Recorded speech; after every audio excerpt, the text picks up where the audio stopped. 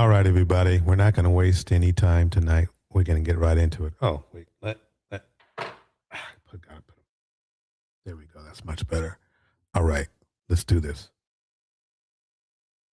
All right, everybody, we have some breaking news. This has turned into total humiliation for Andrew Tate and Tristan Tate after just today, their lawyer submitted a new court filing which reveals they were fabricating almost all of their wealth.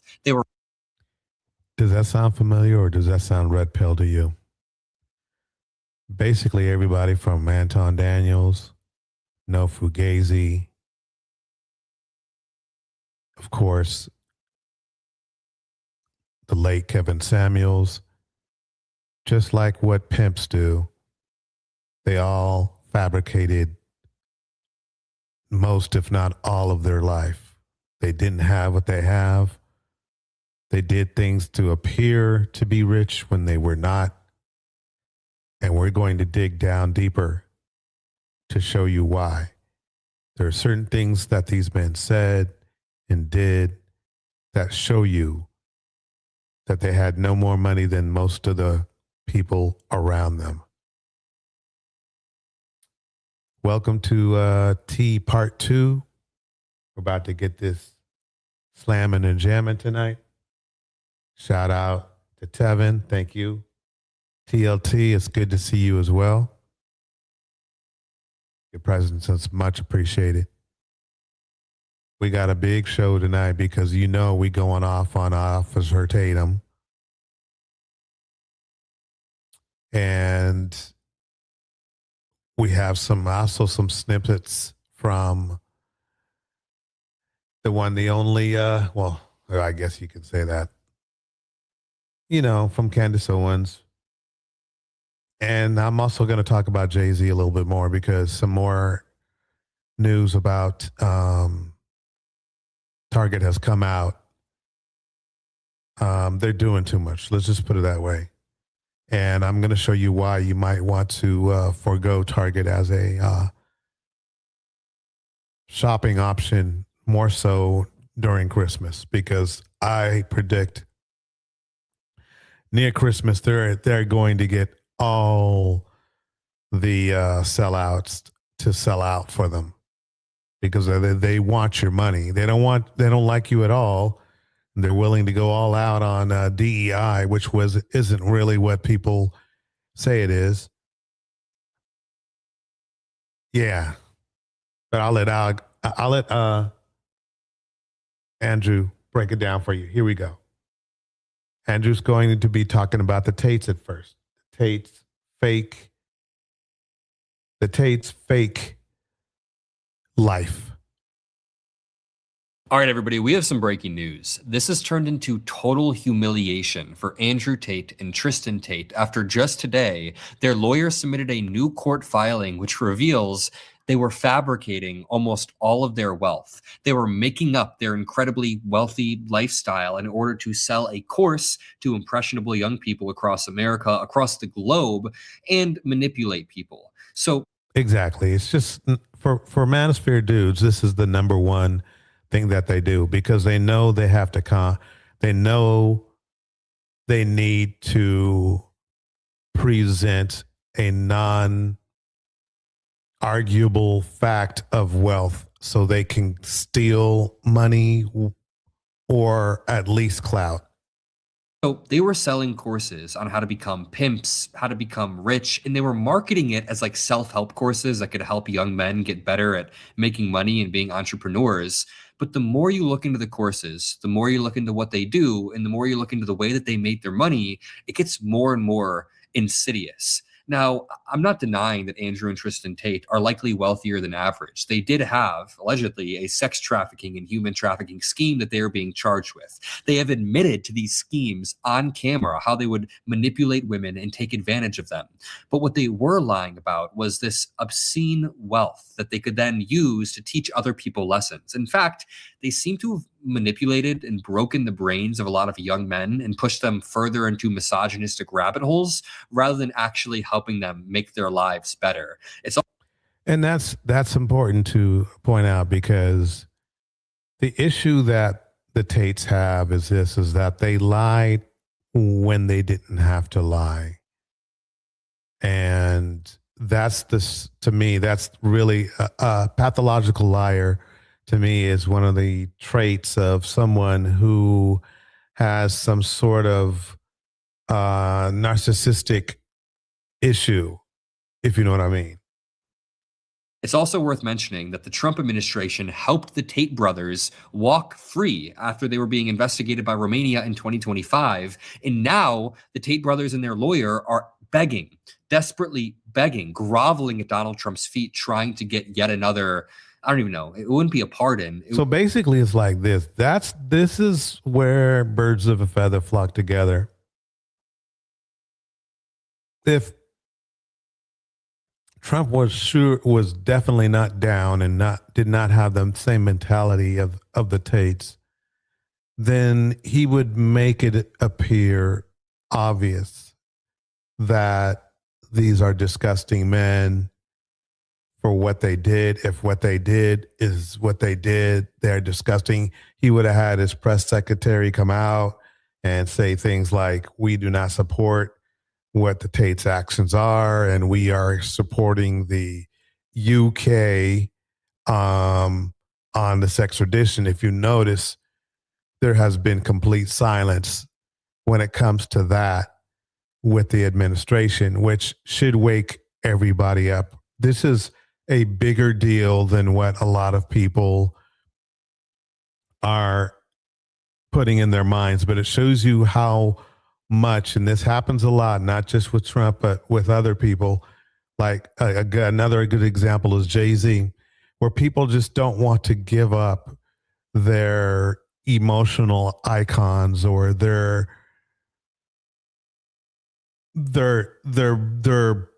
basically their role models, what they deem as a role model, because that'll definitely show against themselves. It will show that they have defects they need to fix. It will show that they've made mistakes, and a lot of people don't like to admit mistakes. They don't like to know that they've supported the wrong people. We're going to go on, and Jay-Z is coming up definitely damn soon. Here we go. It would just be Donald Trump stepping in along with Marco Rubio to prevent their extradition. Well, now it seems like they're screwed. They're effed. It's not happening. And in fact, they are being humiliated on a daily basis. We have no time to waste whatsoever. I've got some more debates, some more great content, more TV hits coming up. So make sure you're subscribed to the Adam Mockler feed below if you want to stay up to date, and make sure you drop a like below. Let's just start here. The Tate brothers humiliatingly admit their lavish show of wealth is a fake play for social media clout. And the funny part is, this comes from their own lawyer. The court case for misogynistic influencers Andrew and Tristan Tate has laid bare the embarrassing truth that their flashy displays of wealth, including the $50 million super yacht, $14 million fleet of luxury vehicles, were make-believe for social media clout. Now, a lot of people in the comments may be saying, hey, Adam, this is normal. A lot of wealthy people just rent things. They use tax loopholes. They don't actually own many of the things they flaunt. But this is where Andrew Tate kind of screwed himself. They repeatedly claimed they owned these. They owned 9, 10, 12 separate sports cars that were incredibly, incredibly expensive. And now the lawyers for the infamous brothers, who are in federal custody in Miami battling extradition to the UK on rape and sex trafficking charges, said their social media flexing was theatrical and a cheap con to paint them as ultra wealthy playboys. The duo's videos often featured a $2.1 million Aston Martin and a pair of Bugatti sports cars worth a combined $12 million, but all three of their cars were rented props, their legal team conceded. Remember, the Tates represent the manosphere. The Tates also represent the Black manosphere. Their actions represent the manosphere. The fact that they are faking it before they make it is absolutely true. Kevin Samuels used to buy suits and then return them when he was done with them before the return policy expired. I heard he did the same thing with No, I didn't hear. I actually saw a video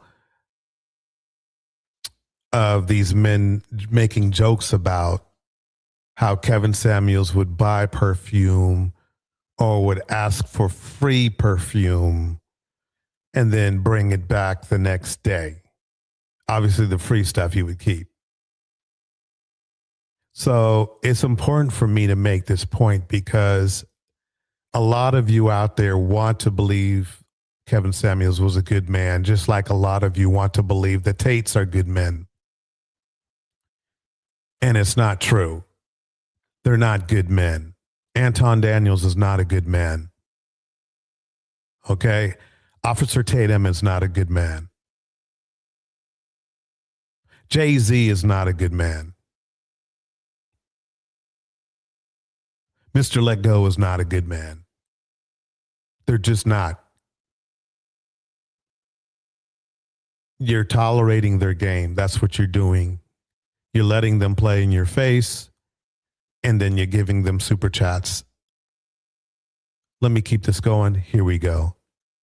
$50 million super yacht they showed off does not belong to the Tates. They actually received payment to promote the ship on social media. So they were getting paid to promote the thing that they claimed they owned because they were wealthy. And this was all to scam mainly young men into thinking that they could become wealthy by just acting like the Tates. Well, so they pretended that they owned a yacht because the yacht owner wanted them to promote the boat. I'm sure that probably is now going to backfire on the boat owner because he literally connected his boat with traffickers. Well, how did the Tate brothers act? That is a very good question. The Tate brothers would go around and essentially brag about the extortion that they would do to women who were in poor positions in life. This video right here, I want to put a trigger warning up front because there is some abuse involved. This video right here is of Andrew Tate saying that he's innocent of these allegations that he abused somebody a while back. Now, the woman who is in the video that I'm about to play spoke up herself and clarified. She said this was consensual between her and Andrew Tate. The only problem is we realized she was 14 years old at the time this happened, and Andrew Tate was 28 years old. I'm not sure it can be consensual if a 14-year-old is being, abused by a 28-year-old, and that 14-year-old's brain isn't fully developed. There's power dynamics at play. Andrew Tate is very clearly manipulative. Just watch this snippet right here of him being exposed. It's rather brutal. There's a video from 10 years ago that showed me in a sexual act with one of my ex-girlfriends. So just out the gate,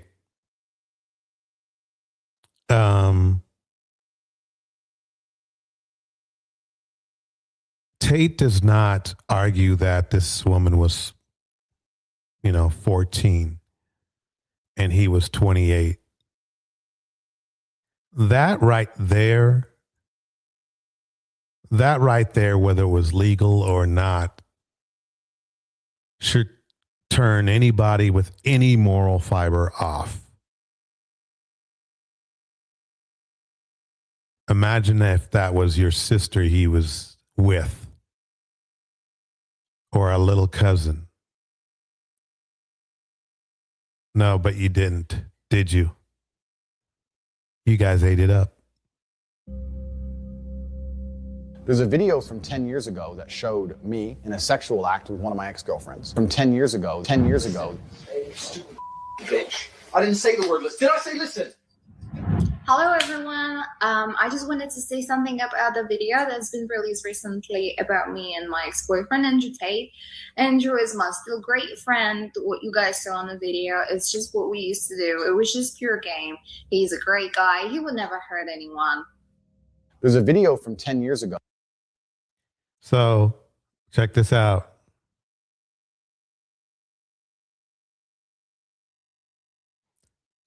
Does anybody out there have any moral fiber? How do you see a 34-year-old, 36-year-old man with at best a 16-year-old girl at best, having set sexual play together. That showed And this is their defense. me in a sexual act with one of my ex-girlfriends. Just what happens, you don't listen. Look at the camera. Why you Okay, if you're confused about the editing here, let me just clear it up. So Andrew Tate in 2022 said it was a decade ago. That means it was in 2012. In 2024, the woman in the video said that she's 26 years old. So 12 years ago, in 2024, 12 years ago would have made her 14 years old at the time, and Andrew Tate was 28. You're getting beaten. You don't listen. You. Do as I say. There's a video from 10 years ago that showed me in a sexual act with one of my ex-girlfriends. Did I say If I said it was a game Did I say and it? she said it was a game, Did I say it? who are other people to then comment on our lives? It was Yeah, if my 14-year-old girlfriend says that I'm able to abuse her when I'm 28 years old, why should other people care? Well, because age of consent is a thing. Power dynamics are a thing. I'm not going to pretend to know the ins and outs of this relationship, but 14 years old and 28 has to have some power dynamics. Let's continue. Breaking news. Andrew and Tristan Tate have filed new evidence in support of their release from custody. I do not believe this section helps Tristan Tate, says this user. One of their own exhibits says Romanian prosecutors found that Tristan Tate demonstrated a constant attitude of disregard for judicial measures and legal obligations. They apparently had extra passports. They would constantly talk about having money stashes in other countries so they could flee. I mean, these are the dumbest criminals ever. Like, could you imagine robbing a bank and then recording yourself doing it and posting it on social media? Could you imagine how dumb you have to be to constantly be talking about how you want to evade authorities if you ever get caught? It gets worse. Prosecutors then say Tristan is accused of 11 acts of influencing witness statements, allegedly involving material inducements and intimidating pressure against numerous witnesses. No. Yeah, I've seen that happen as well.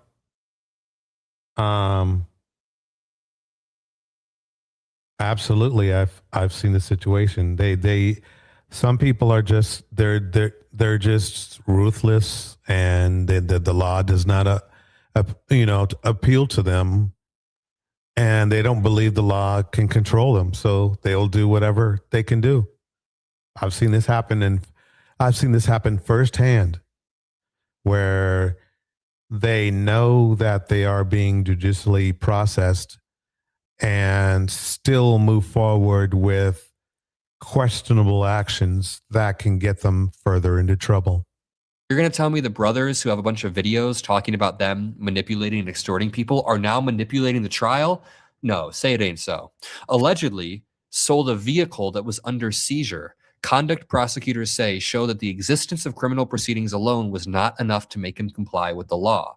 Has recently shown reluctance to appear when summoned, requiring several written and telephone summonses. Remains under judicial control because prosecutors say restrictions are necessary to prevent evasion. Again, this is evidence that Tate's own lawyers submitted, along with the evidence that they're not actually as rich as they claim.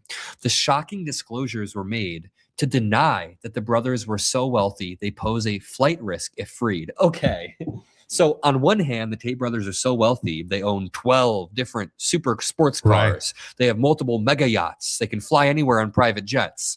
But they're also not wealthy enough to leave the country or even find a mode of transportation if they wanted. Their legal team conceded in a 28-page petition supporting their motion for release that their wildly influential posts shouldn't be taken seriously because they are obvious satire, hyperbole, and promotion, trying to trick followers for a payday. So basically what they're trying to do is either win their way out of jail or win the case on lying about lying. They're saying that basically their whole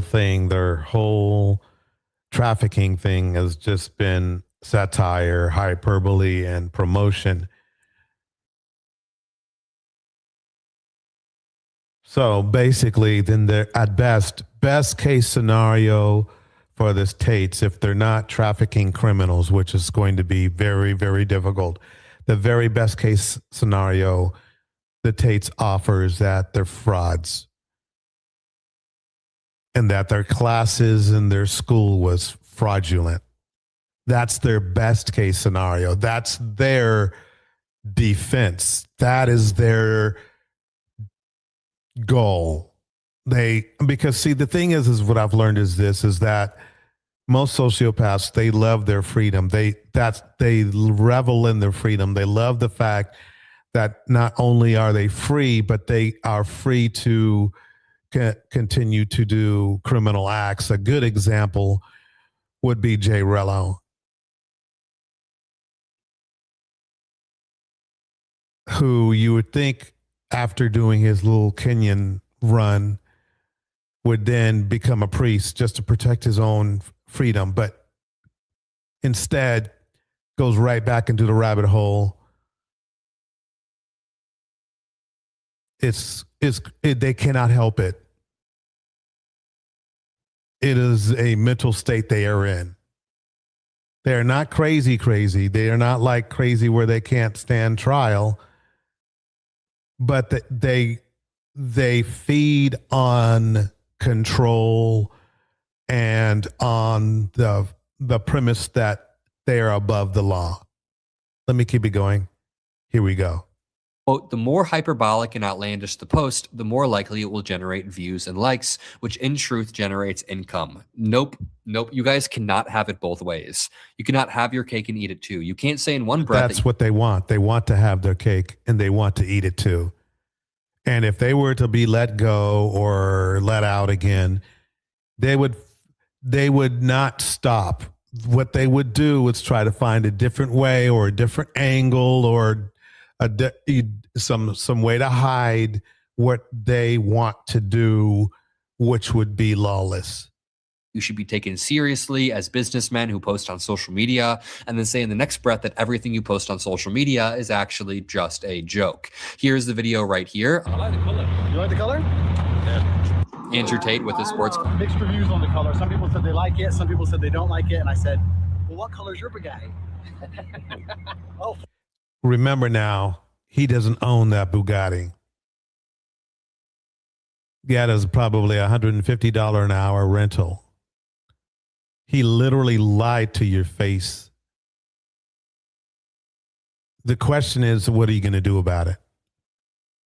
Fuck off then. I don't know. It's probably not gray and colorless like the jail cell that he's sitting in right now. I don't have a Bugatti, but I mean, I don't really derive my value from what materials I own like Andrew Tate did, even though he didn't own it. He didn't own any of this. In this video, Andrew Tate and Tristan Tate are in Russia. They're literally in Russia in Soviet-style gear doing propaganda for Russia. And just about a few days ago, a UK politician recommended them to an anti-terrorist investigatory organization so that they could be investigated for this propaganda trip to Russia. So basically, it's like this. As you can see, they want to claim that they're Americans.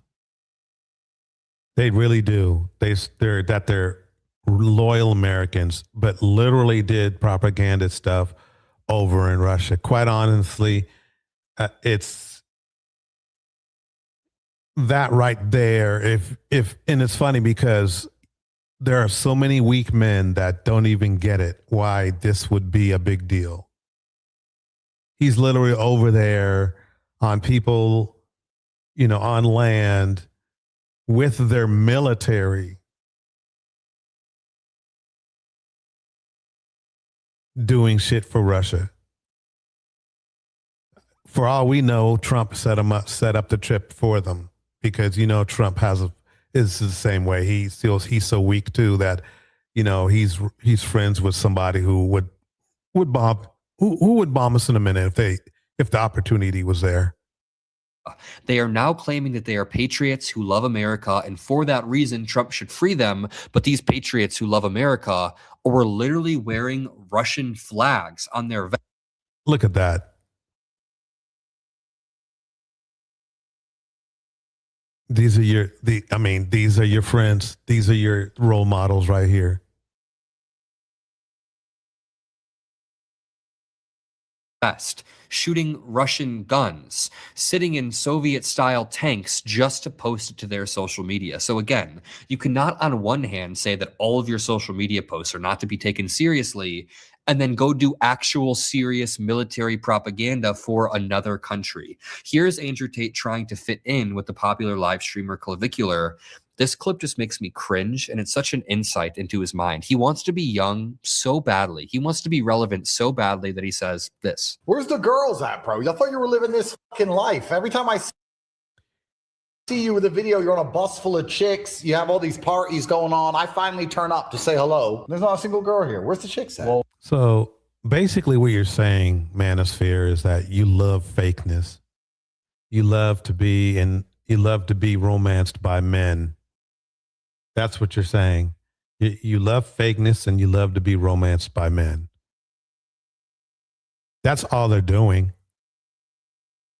They're tempting you in by showing you how to abuse women or seduce women with fake pretenses, and you're biting it hook, line, and sinker. They've made so much money off of you. Congratulations. Let's go on to the next clip. Viola Davis and others are saying, hell no, we are not giving Target a pass. Put it up full mass. According to Atlanta Black Star, actress Viola Davis has played enough commanding women to know when a statement deserves dismissal. Like many of her characters, she has no problem calling out a veiled attack.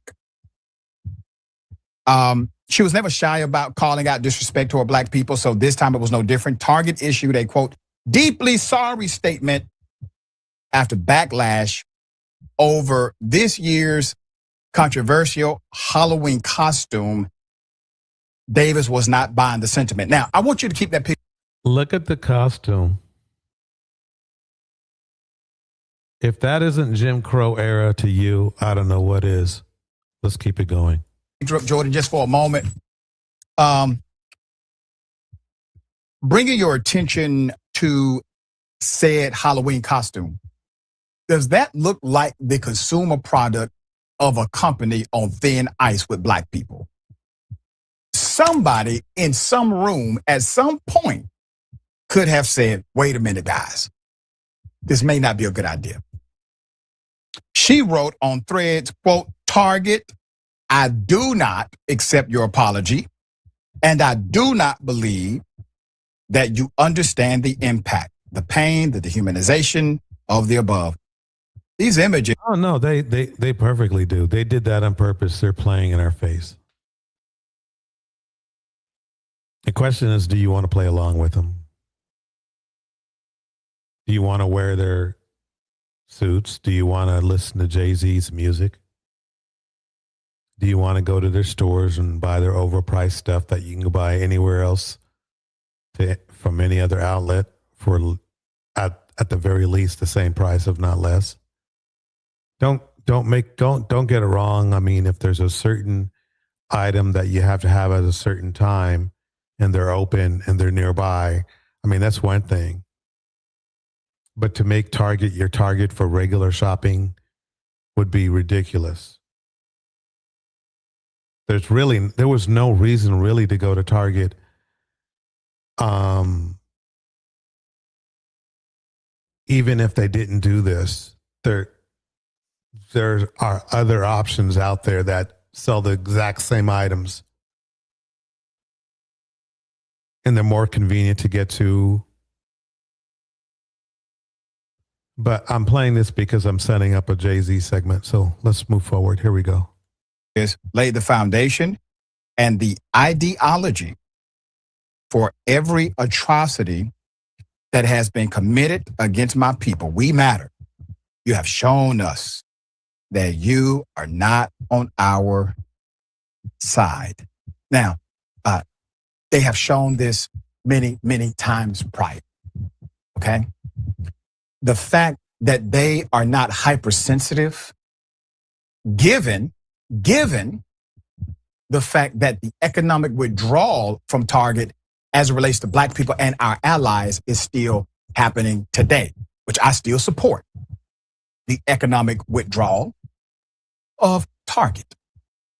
It makes no sense that Target would not have some sensitivities in place or people in place with sensitivities. This is what happens when you decide to get rid of the individuals who would have been able to tell you this is a bad idea. But you got rid of all of them. You eliminated those departments. You decided. See, a lot of people don't understand that a lot of companies use this DEI retention, removal, just to get rid of even qualified Black people. I would say that 90%, at least 90% of the people that they got rid of because of the DEI removal were perfectly qualified for the job they were in.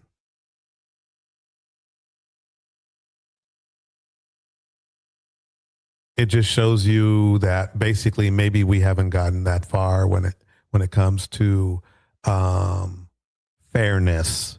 Let's just put it that way in the United States. Let me keep it going. Here we go. You will exist as a post-DEI Trump-aligned company. She's not the only celebrity calling this out. Here it is. Target is playing in our faces. You think so? Van. First off, I don't even know if that person the child in there is Black. 2, it'd be one thing, and it'd still be bad if this was the costume. Look at the gesture. Yeah. The gesture, Man-tan, you can New Millennium, literally this go stuff. back and find that exact gesture. They are playing in our faces. Yeah. D.L. Hughley put it the best when he said, quote, Target stays on that bullish. Bars. That's a shame too, because Target has some bomb shopping carts. They keep their shopping carts up. I'll give them that much. Let's jump into some Steppin' Fetch It A. Smith. Here we go. Hello, welcome to a brand new preview episode for Black on Black Cinema. I'm your host, Jay. I'm here with my co-host, Micah. Hey. And Terrence. What's up? All right, guys, we are back. This is a preview episode. The next episode is going to be... Pause that for a minute. I want to find a more direct...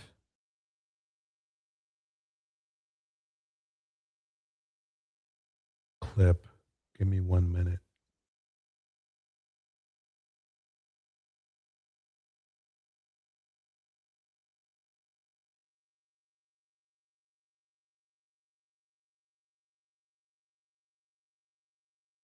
Oh, no, I need to play this clip. I'm sorry. Let's go back to Jay-Z for a minute.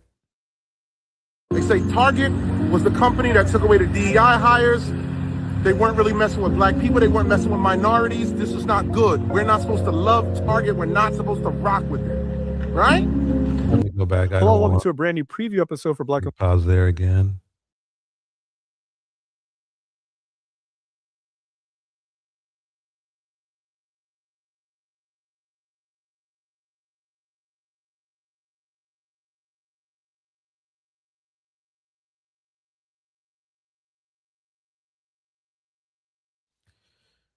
Let's see, where are we?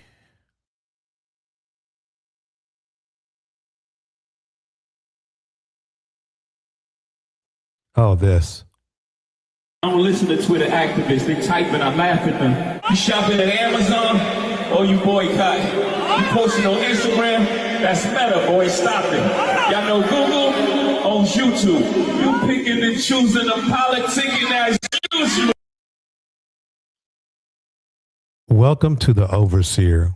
That's how I see Jay-Z. I see Jay-Z so far raccooned out that he's literally, if he was in the slave days, he would be an overseer. He's literally criticizing his own fans and thinking they'll bite. So he sells out, and his job is to get the other people on the plantation to buy in.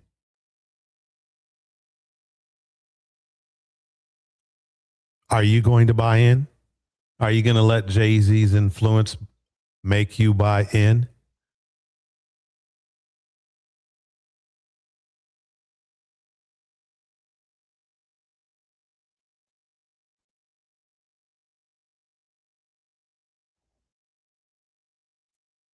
See, Jay-Z, when he did that NFL thing, that was a big question mark as well. NFL made it clear that they did not care about police brutality.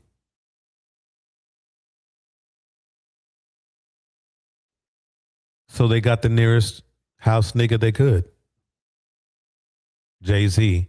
Jay-Z is a consummate house nigga.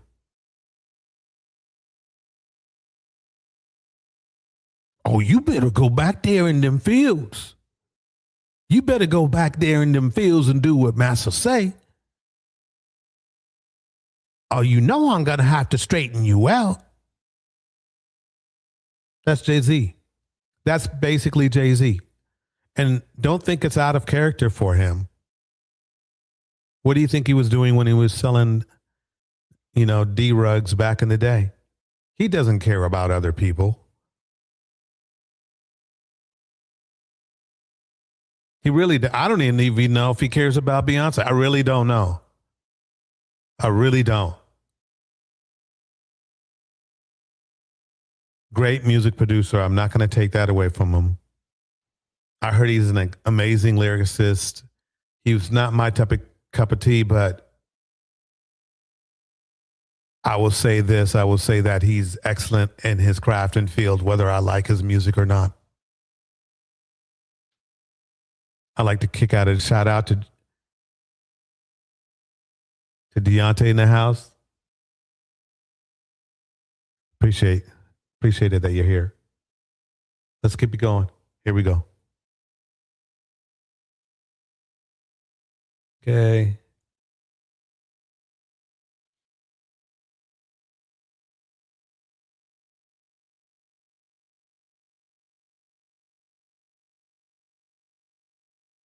Let's go to one sellout to another. Why does my list look different? Oh, well, I'll work with it tonight.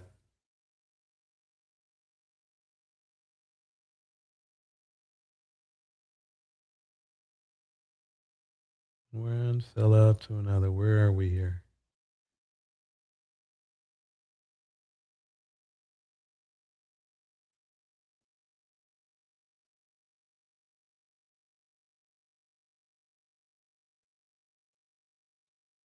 No, they're clean. Wait.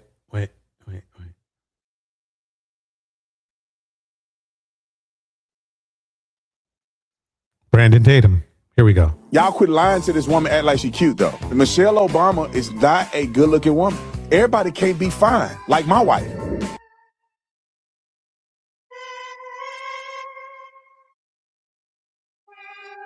Everybody can't. Come on now. Shut the front door. Yeah, I don't like the selective outrage. You hate this country. Quit lying to yourself. So basically, it's like this. If you haven't heard, Brandon Tatum, for some strange reason, kind of like that former UFC fighter, Hokit, wanted to insult the former first lady. The thing is that he went after her looks. He cooned out so hard that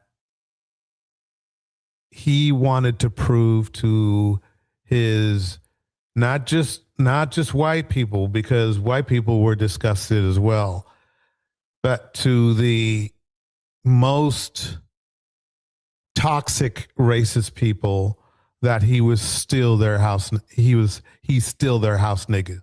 That he is still their house nigga. because nobody out of the blue is even thinking about rating the looks of Michelle Obama. I wouldn't be surprised if somebody in the White House gave this dude some money to say that, just like I think there's a conspiracy that they wanted to, that somebody from the White House did that for Hokit. I'm waiting for that to come out. I'll wait.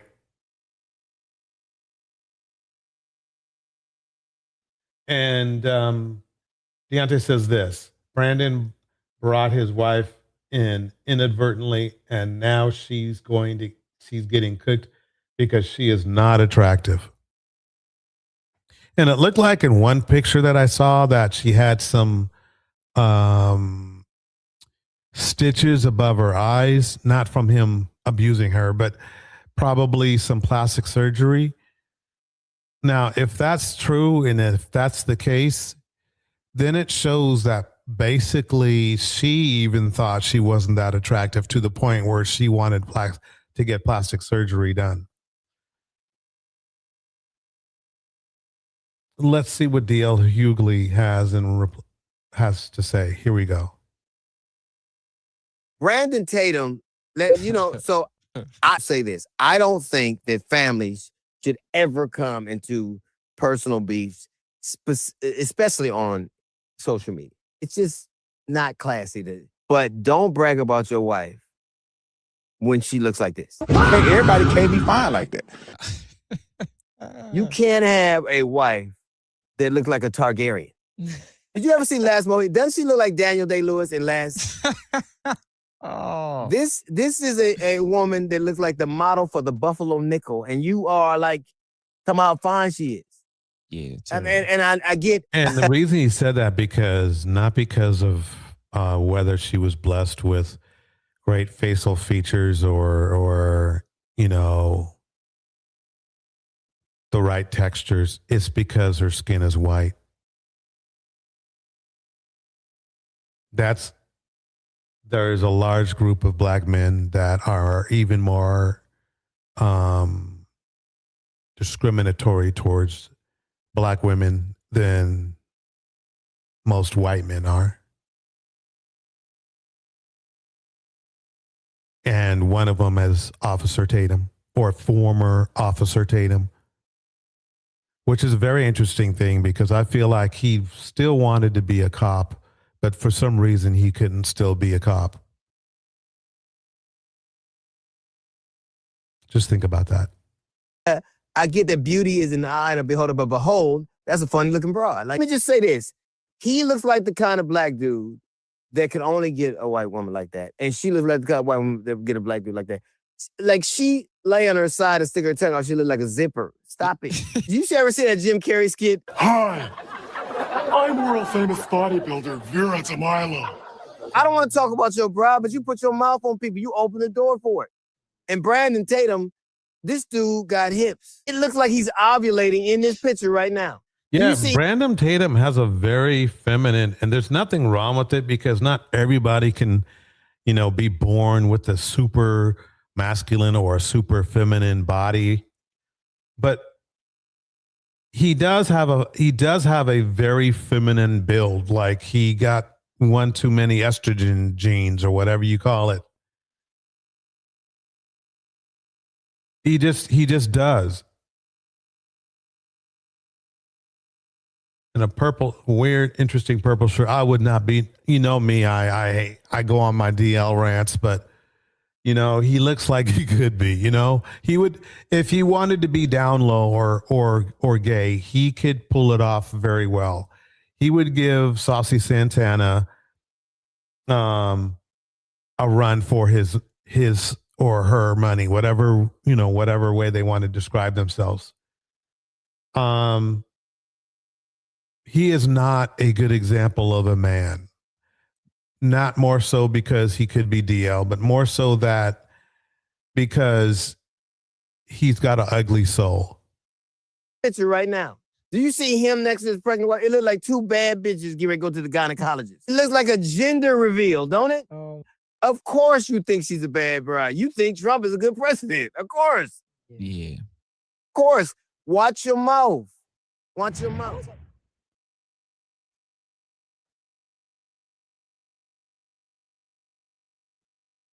Yeah. Let's break it down. Here we go. This is what he By said. now, some of y'all probably done seen this video, but if you haven't, look at this. I wanted to let it go, but y'all keep making videos about my wife. Now I got to stand up for my wife. And all of this is over Nolan Wells because I dared to interview and give a voice to people who they falsely accused this whole time. And they hate the fact that I'm married to a white woman. I don't think nobody's upset that you decided to marry a white woman. See, and that's the funny thing about these red pill niggas, because they always say, you know, if they do achieve the ability to date out and they date out, they think so. They don't even think they earned, you know, the ability to date white women. So they, every time that somebody brings up like, hey, you're fat and ugly, bro. Oh, you're just mad at me because I got a white wife. Like being white is the prize to them. It really honestly is. To these men in this mentality, these black men in this mentality, they think just because the woman is white, she could be a pterodactyl and that's still better than any black woman that these other men might have. Any black woman, period. That's how he's thinking all the time. I think people are more upset the fact that you forgot where the fuck you came from. The fact that you wake up every morning and look in the mirror, but had the audacity to call out the former first lady and say that she's ugly. Bruh, have you looked at your wife lately? Okay, so here's the picture I was thinking. Thanks, Deontay, for letting me know. So basically, she did get plastic surgery. Holy moly, and that looks nasty. That's going to heal. I guess it healed up okay. But see, to me, it's like him putting her, and look at her lips don't look right. Like she got something done with her lips too. So it just shows you, like I was saying before, is that obviously she wasn't happy with her looks. And she has the right to get work done. And she has a right to her own peace. But at the same time, if you're supporting a man who supports bigotry, sorry. And I think by now she knows she's supporting a man who supports bigotry. And unfortunately, this is one of the other prizes you get when you're with a man like that. He is not invited to a cookout. Tatum can stay right at he can be the biggest house Negro all he wants. Let me keep it going. Here we go. Bruh, have you looked at your wife lately? Here's an angle. I want to give everybody the objective, view. This is probably, a more favorable. It looks like she healed up or whatever. But let's just put it this way. Her looks would not be, it's an acquired taste for some.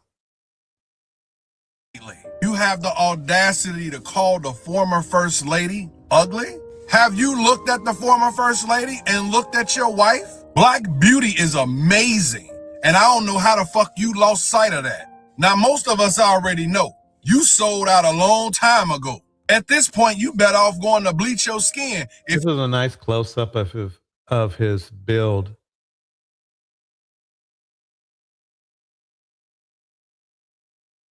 Yeah, he doesn't have it. I'm better built than he is. I can tell you that right now. He looks like he's got feminine thighs. That's weird. Yeah, he's not built well. If you ain't happy in the skin you live in, you quick to put down your own kind, even though the people you defending will never give you the keys to the house. Welcome, Why is Seeking Knowledge. It's good seeing you in the house.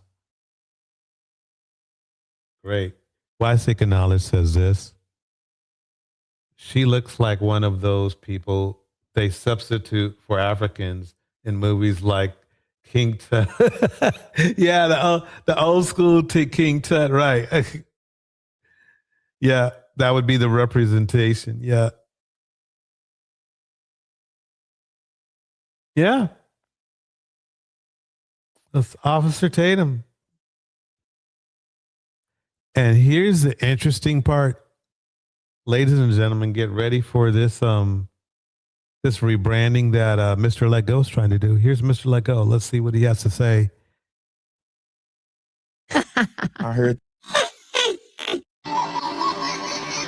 that. I heard that thing. When we make jokes about black people, we make jokes about black people. I've been and married we to a make white jokes woman about long enough where that I hear the smoke detectors now. It just dawned on me. I now remember where I recognized Brandon Tatum's wife. But this is what she used to do before she got with Brandon Tatum. I knew I recognized her from somewhere. She used to play the piano. She was extremely talented. She worked for McDonald's. So because of this, I have to put a lot of respect on Brandon Tatum's wife because she was out here doing her thing way before she got with Brandon Tatum. But Michelle Obama is not a good-looking woman. Everybody can't be fine like my wife. Everybody can't be fine like that.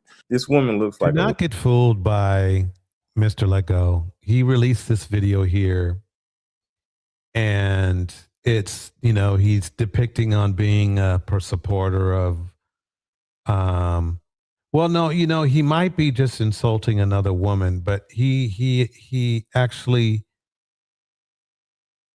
hates black women. And I want to remind people how much Mr. Let Go hates black women. It's important for you to know because you're going to see a lot of rebranding going on.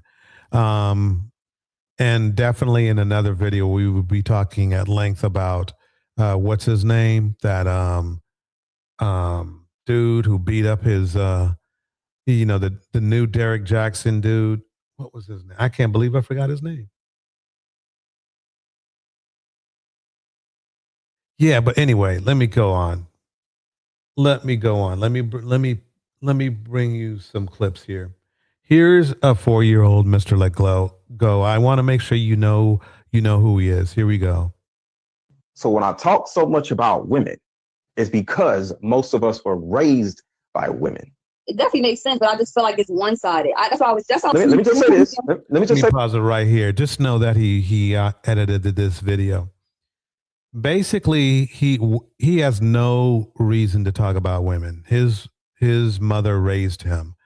Now he's trying to make the argument that the reason why he gets the ability to talk about women is because most households had mostly women in them, which is not true. I mean, the household he came from was a household where he went. He ended up being, as far as the story he told in his live stream video about his father cutting out on him, I guess when he was young, right? And then trying to find his father. And when he found his father didn't want to find him, by the way. And then he went, after he found his father, and his father, to me, made it clear that he doesn't give a fuck about, about Mr. Let Go, that he went to trash his mother anyway. And what I've learned is those people who mothers have had to raise their sons, whether a man was around or not. He should be bitter towards other men like his father, but instead he chose what the devil would choose for him, and that was to be evil towards women. So for the last, I don't know how many years he's been on YouTube, he has basically screwed over women. Say this one little part. That is it. Yada's Yada Awakening, or Yada. If you've noticed, I never use Yada's videos on any of my videos because there was something about him that just seemed fake. And I've caught him. I've seen him say abusive things about black women anyway. So yeah, I'm not surprised. This Yada awakening, beating down his woman, is not a surprise at all. But we'll get to him soon. But let's listen to this Neanderthal. Most of our lives, our household was one-sided. Let me ask you this. Is your family 90% women? Yeah, of course. No, statistically, there's impossible that anybody's family is 90% women. In fact, let me look it up. Hold on. Let's get some truth going on in here. What percentage of families do women make?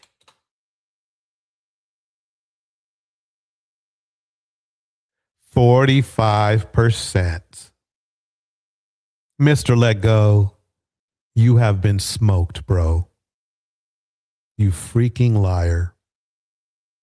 I'm looking at it right now. Here, let me bring it up on screen.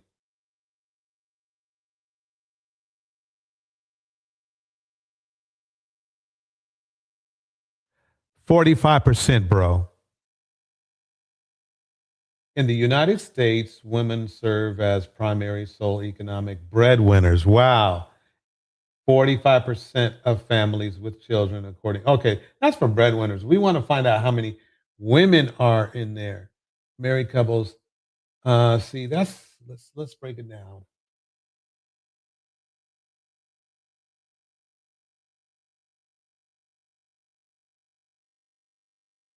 I did not ask about earners, which is still, I'm asking about what percentage of a family in the United States, let's go with the United States, are female, i.e. women, but, female will bring up girls too. That would only help, Mr. There you go. 50% female is the best I can do for you, bro. So you're a freaking mess. You're a freaking mess, bro. Do you understand what I'm saying? Let's keep it going. So with that being said, I don't know. See, and for some reason, they know how to target the right women to talk to. Now, first of all, none of these red pill channels, especially these Lapeef scammers, would even be able to survive without women interacting with them. Otherwise, it would just be a bunch of ugly, angry men complaining to each other. If the majority of black families are not only one person being raised by a woman, but our entire family. Remember now, I already blew out his things about the majority of the women, 90% of the families. He said 90%. The truth said 50%. He said 90%. I'm sorry. You can say, oh, well, that's Google. You don't know about Google. You don't know about Google. But I'm sorry, I'm going to trust Google over him. He said 90% of families have, that wasn't apparent in my family. Wasn't apparent in my friend's family. Wasn't apparent in Will Smith's family. You see how much it's so easy it is to prove these men wrong simply by using a fact-finding tool? That's what's crazy. That's what everybody should know. That's what everybody should know. So he's literally arguing with this woman on a lie that he made. He is using this woman who, I'm sorry, she for some reason is buying into his BS.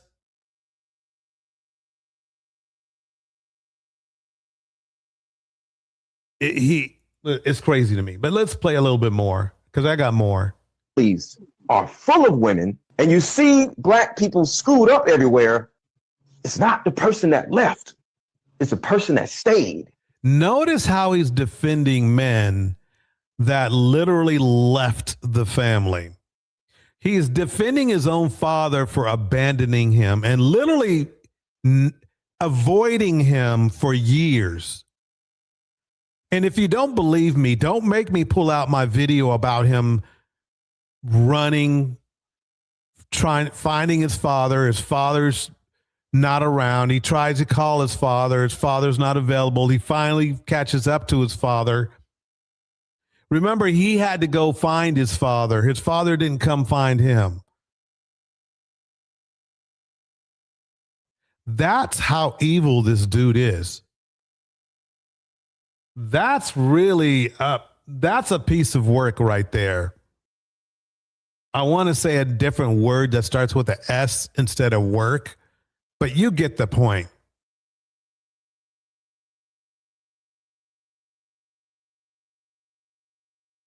You get the point. I mean, we're talking about, let me pull up another video I found of him. This one is titled "The Secret to Why Women Are So Angry." Now, he's ignoring the fact that he's coming off angry himself.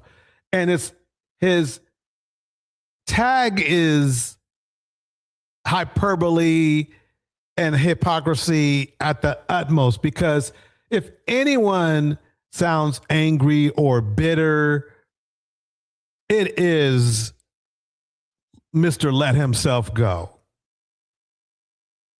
If he really did truly let go, he would not be doing what he's doing. Let's play another video. Remember now, he was trying to pretend that he was defending Michelle Obama, right? When I guarantee you some video in the past that he's probably going to try to put on private, he was saying some crap about her too. Stop being so fucking nice and show them how crazy you are. I don't want to be that type of person. Not about who you want to be. It's who you gotta be so people can stop their shit. All right, this is one of the problems that I see with a lot of women. Remember, he doesn't tell black men who are the most abusive, and he probably was too. That's why he's not married anymore.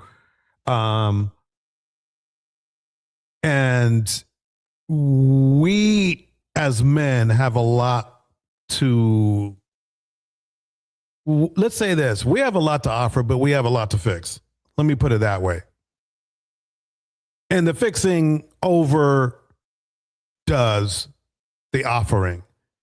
I mean, think about it. Why would a woman even think about marrying a man like Mr. Let Go so you can be berated, so you can be insulted?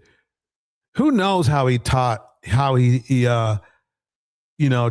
his ex from a long time ago, like 20 years ago. And I think he said he's not, hasn't been married since then or had a significant other since then, which then starts to spill into my down low theory. But let's go.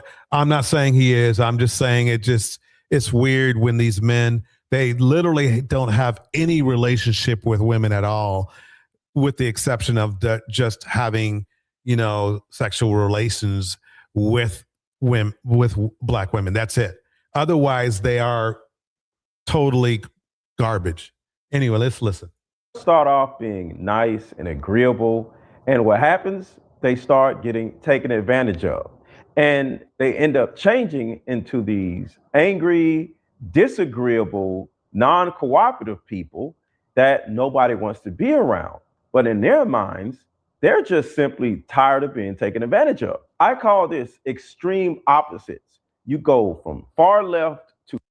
Everything he's saying is non-factual. He has no idea what he's talking about because he's not a psychotherapist. He has no expertise in relationships whatsoever. I don't think he even reads books because he would be able to better explain what he's talking about. But somehow, ladies and gentlemen, what he's really good at is expressing his bitterness, anger, and hatred towards black women. And I don't want you to forget it, because I guarantee you, like a lot of other content creators, one example is Saint the Sinner, who has a platform called Saint for Women or something like that now. These red pill dudes depend on exploiting women to make their money. They are literally online pimps. They need women on their panels. They need to make fun of women in their videos to make any sort of money. They can't make money off of honestly improving men. They have given up on men more than I have given up on men. And what I mean is that they have given up so hard on trying to help black men be better men that they have strictly gone after black women and tried to make sad, angry black men hate black women even more, instead of giving these men the education they need to psychologically control their anger and not blame black women. I'm sorry, folks, but the stats say that black men put hands and feet on their women more than other men do on their women. So it's not to say that other women are not of other races are not being hands and feeted. But what I'm saying is that it's worse in our community, and it's the manosphere community, black manosphere community, that's making it even worse, because you're giving these angry men that have a history of violence an excuse to target black women. And that's why our numbers are so high. Let me keep it going. Here we go. To far right, but on the far right, you had the same problem as you had when you were on the far left. So the key to all of this is not being independent, but being interdependent. And instead of being agreeable to disagreeable, all you have to he's talk. See the words agreeable and all this kind of stuff. Who would want to agree with an abusive man like this? Who would want to agree with an abusive man like this? For real.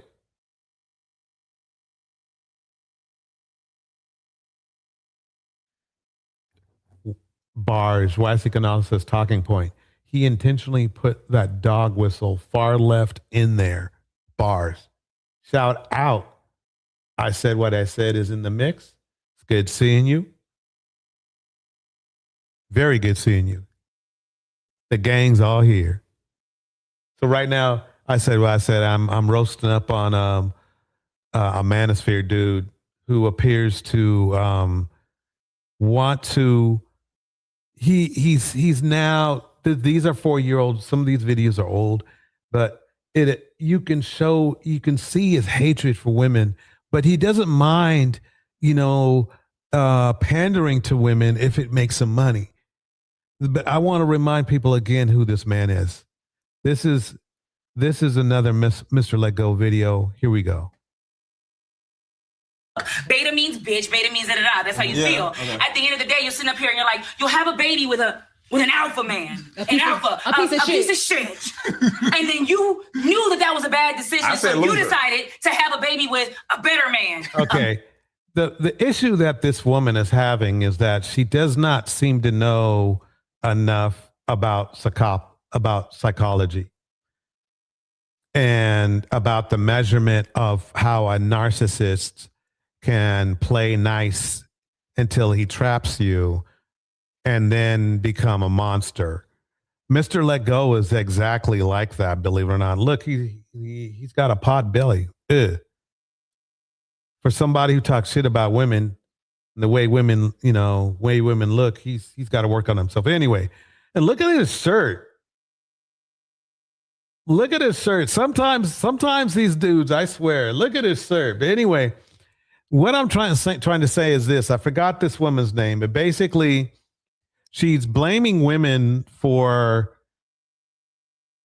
getting with a monster like Mr. Let Go. But what a lot of what she's not explaining is that narcissists rarely show them their true self because they know that it won't work. They rarely show their true selves in the beginning. They reel you in, male or female. They will reel you in, and then when they feel like they have leverage, they will then become themselves. So, yeah, you could see Mr. Logo being a very nice person. In fact, if you saw him on Kendra G's channel, he was cordial, he was nice, but then the cracks started cracking and the mask started falling after Kendra made him uncomfortable. So that's why I know I've been studying psychopathy for the last couple of years. I'm definitely not an expert, but I have seen it. Because check this out, what he says about Ciara. Watch. A bitch. Russell was with Ciara. Give me an example. What does an alpha man mean? I want to know what an alpha man Ran through by dudes all over Atlanta. We ain't about to fucking do that, bro. Come on now. You 50-something years old talking about the bitch was ran through by big niggas in Atlanta. Ciara. Russell. There you are. So Mr. Let Go said Ciara had been ran through, which there's no factual evidence of that at all. What he's mad about is that Russell treats Ciara like most men should be treating their women.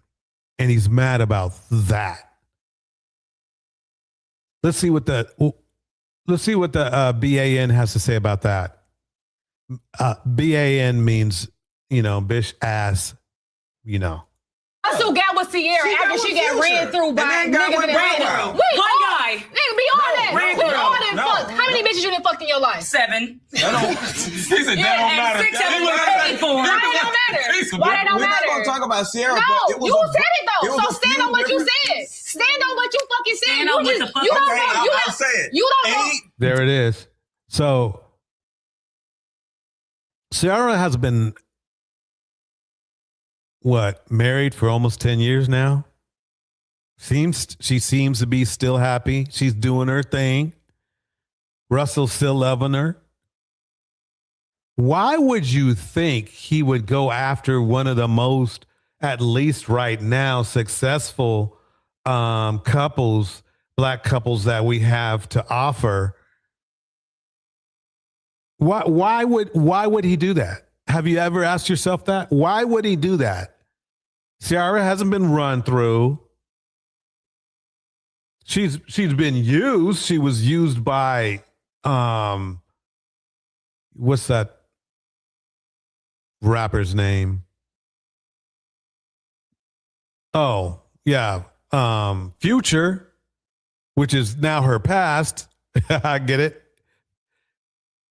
Future's the hoe. See, notice how he didn't talk about Future being a whore, but he calls Ciara run through. So when you see him rebrand and say, oh, yeah, I'm here for the women or whatever, just remember, play this tape back to him. Play this tape back to him because he hasn't let go of shit. His mom took care of him. His mom kept him alive. And in return, he shows his disdain instead.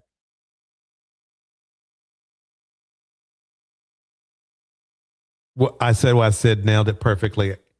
Self-hate and jealousy is a mofo. If anybody wants to come up, feel free to just say drop link, and that link is going to be dropped. Deonta says this. Sarah and Russell are the envy of all these hating men and women. They're in an ideal marriage compared to the other black celebrities. Bars. In fact, they're about as traditional as you can think, really. They both have successful careers. They're both doing their thing. They're both very happy. They have happy children that are treated well. And these manosphere bandits and their and their banditas,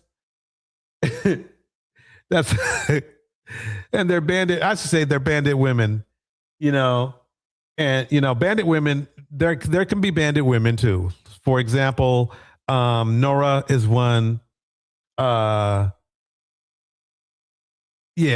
is one. Nyla is that? Wait, no, not Nyla, not Nyla. What's the girl's name? Anyway, her, Chantel Simone, that opted to protect predators, like Austin Holloman, Floyd, Passport Bros. Then there was the security boss. Then there's what's her name? D. And then there's a bunch of them that wanted to literally protect abusive men. And we're going to have a live stream on that coming up soon. I'm going to name that live stream the coming up. You'll understand. Anyway. So anyway, I just wanted to bring that back about how, we went through Brandon Tatum a little bit. We went through, what Brandon Tatum said about Michelle Obama. I showed you that, Mr. Let Go is using this as a way to market himself as not as advertised, not as mean as he is. But the proof is in the pudding. I mean, he's calling a married woman of 10 years run through. What a piece of shit. I have no other way to put it. I tried to keep that word out, but that's basically, so he has, notice how he doesn't target Caucasian women or any other race of women. He doesn't target men at all of any other race either. He targets black women. That's it. He's trying to rebrand himself because he saw Saint and Sinner try to do the same thing so he can make more money. That's the only reason.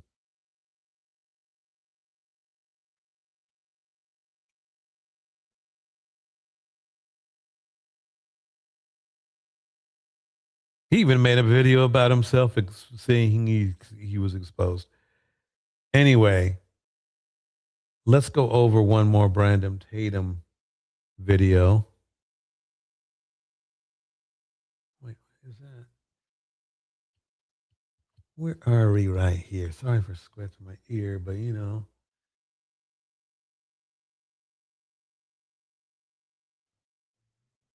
Yeah, right. How about this one right here? And there's a particular person whom I know this person's name. I'm not going to disclose it. I'm going to go to the police first, and then I will disclose it if it doesn't interfere in the investigation. But this person allegedly... Let me make it clear. If Mr. Let Go could be Brandon Tatum and have the Brandon Tatum money, he would be. Let me make that clear. Let me make it perfectly clear. So the thing is that it's a lot.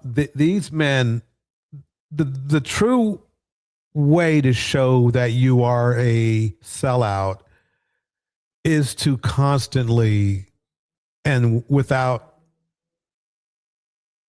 hesitation insulting your own women over and over again. And he achieved that.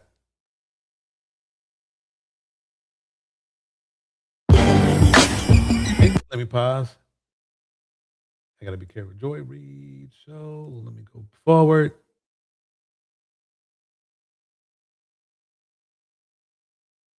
master comes for you as well. Like there is just actually isn't a way to you play ball, maybe even is in this case is Jeffrey Epstein, because the Epstein class, the people he empowered when alive, and that he continues to empower even in death. The Epstein files seem to be as important as Project 2025 in understanding who's ruling us. And among those people, you also do have people who will act as their enforcers, and they seem to be doing it almost for nothing. They do get compensated for it, but you have people at all levels who are willing to play ball with these oligarchs. You always had that. Back during enslavement, there were people who were even Black people, maybe even formerly enslaved people, maybe even currently enslaved people, who played ball with the other side because they thought they could get certain trinkets, and they would get relief from some of the pain themselves if they allowed pain to be inflicted on others. You know, you saw some people on the continent saying, you know, they didn't care about selling a few of their stolen, you know, people who were prisoners of war and selling them over to the Portuguese. They didn't care, right? Because they didn't see themselves as Black. Black didn't exist. That didn't exist. There was no solidarity. So like, I'll sell you. And then when the Portuguese came back, we're like, that's not enough people. We're coming in to raid your village and take more. They were like, oh shit. And then the raiding started and got really intense, and then it wasn't selling anymore. Now they're just taking. Same thing with people who played ball on the plantation. You play ball with the so-called master, and you think, oh, you know, I'll get more time off. I'll get more downtime. I'll get, you know, more food. I'll get a little bit more than my neighbor if I just play ball. You think that means that you're somehow in favor, and it turns out you're just chattel like them. You're slightly less miserable chattel temporarily, but eventually the so-called master comes for you as well. Like there just actually isn't a way to stop the pain. So what Joy is explaining is the psychology of being a sellout. Let's let her continue because she's making some good points. Going along, there isn't a way to make it better for yourself by going along, but that does not stop people from going along. Unfortunately, that does not stop people from selling out their community for the trinkets that they feel that they can get from the oligarchs. That is Clarence Thomas's story. Clarence Thomas has decided that the trinkets that he can get from the oligarchs, from the rich people, are more important than solidarity with his community. He is like the old, you know, sort of African kings that were like, that tribe over there is not us. You know, we're Hausa, they're Fulani, they're not us, they're not our people. We can, if we catch them, we can sell them, we don't care. There was no solidarity across that. Right. Until, of course, they all had to fight wars against the Europeans and realized they were all in the same boat. And the same thing is happening along in our country with people who are technically in our community, but have decided it's more important to get the trinkets from the other side than to be down with their community. And that includes all of the manosphere. Again, let me tell you the benchmark of selling out is when you constantly insult your own women. Even when you don't date them, then that's a heightened, that's even higher. There are some Black men out there that insult, like for a perfect example is No Fugazi. He will insult Black women daily, though he does not date them.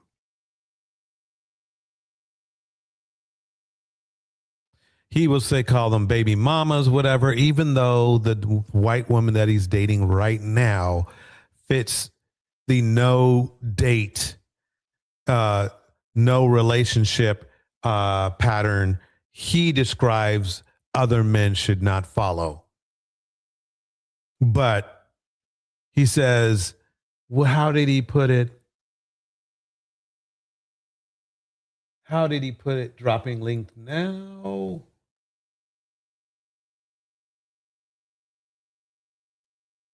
He put it, link dropped. Anybody who wants to come up, feel free to come up. This is the thing, is that all other races of men use their use the fact of protecting their women as one of the number one traits of being a real man.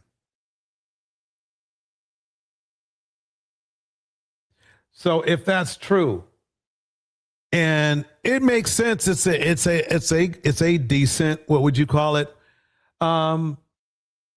Measurement. Because if a man can't protect his own women, then what good is he? Right? What's even worse about the manosphere is not only do they not protect their own women, but they attack their own women. And that is crazy. That's where it gets crazy. So these men who claim to be men or alpha men literally are doing the opposite of what has been established as the measurement for being a real man. Let's keep Joy going. Here we go. Even though on any normal day, any given day, they could face the exact same pain as other members of the community. I give you Byron Donalds. I know he hates it when I say it, but Byron Donalds has decided that rising through the Republican Party is more important than group solidarity. You know, he's never actually represented Black people in Congress. His district is majority white, so he didn't really owe Black people anything when he was in Congress. All four of the Black Republicans represented majority white districts. They didn't actually owe anything to Black people, but because they were Black, they would go on the mantle, or so they would go on television, on Fox and other right-wing media, and purport to speak for Black people. So when Byron Donalds went on TV, or he wasn't on TV, he was actually videotaped because he went to Michigan, where he doesn't represent, and sat down in a bar with a big cigar with a bunch of other Black Republicans, none of whom were local. I think it was like one local guy. Everyone else was from out of town. And they sat there smoking cigars, acting like they were regular members of the community, and opined that Black people were better off during Jim Crow. That before the LBJ administration, before Lyndon Johnson implemented the Great Society, meaning welfare, meaning helping people financially who are starving and poor and didn't have health care, housing. To me, they said Black people were better, off in Jim Crow. But I guarantee you, if they put a noose around his neck, he'd think different then, right?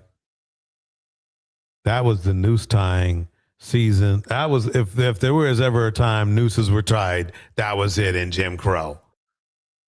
But this dude want to act like, he want to act like his, that's the best time for us. All right, Yolandos, here we go. Welcome to the stage. Welcome to the stage. It is good to hear you. Yes, thank you, DJ, and thanks for dropping the link. I really didn't have anything in particular to say, just kind of finding it a little cumbersome to be chopping it up in the comments down there. But I am very interested in the topics.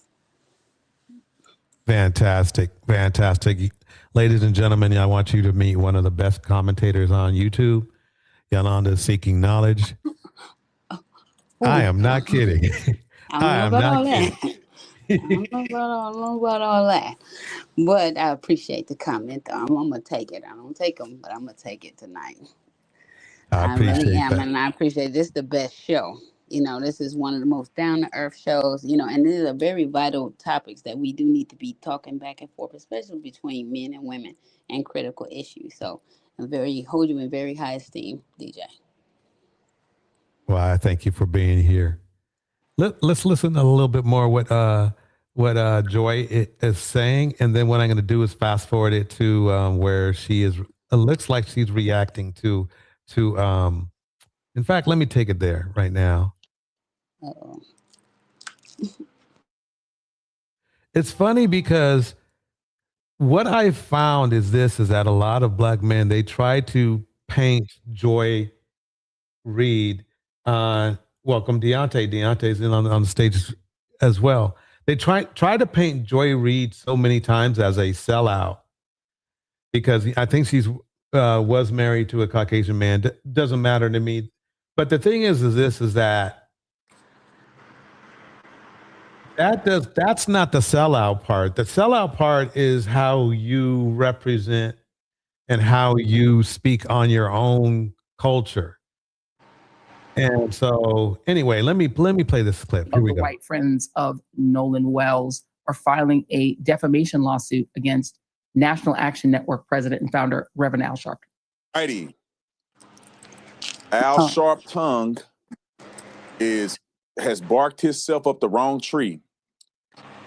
There is a lawsuit and a pursuit of a lawsuit against him for defamation against Warren, Jax, and Morgan. And I don't want to hear none of y'all say that they just asking questions. No, they have put out false information with no evidence against these young boys. And let me tell you this, and I want everybody to be very clear about this. The days of hoodwinking, the days of bludgeoning white people, accusing them of things they didn't do, leveraging the power of the civil rights movement against innocent people, those days are over. They're over for everybody. I don't care if you black or white or indifferent. If you're going to come out and accuse people based on the color of their skin, your days are numbered. Here it goes. We have the lawsuit. We got the whole entire lawsuit. I don't know if we have it ready for people to view the entire. How many pages is it, Grant? 19 pages. It's 19 pages long. I'm not going to read all the 19 pages. I'm going to give you a summation of them. Do we have the link for them to actually go and look at all 19 pages? Not quite yet. We're trying to figure out how to do that appropriately. By the end of the live stream, we should have a link for you. If you want to go look at the entire document as it is, Sarah Fields, I don't know if you follow her or not, she actually had the initial leak of this, and we have it here for you. We did a summation of it so you don't have to read all that stuff. But if you want to go read it and verify what we're saying, we'll find a way to present it, either through Sarah Fields' link or we'll do a link on our Substack so we can have it all there for you. Joining me now to discuss is Chief Ralph Godbee. He is the retired chief of police with the Detroit Police Department. He's also an ordained minister, which is one of my favorite things about him. Chief Godbee, thanks so much for being here. Godbee Jr. Let me make sure we get your dad his flowers. Chief Ralph Godbee Jr. How are you, sir? I'm doing well, Joy. It is so good to see and hear you.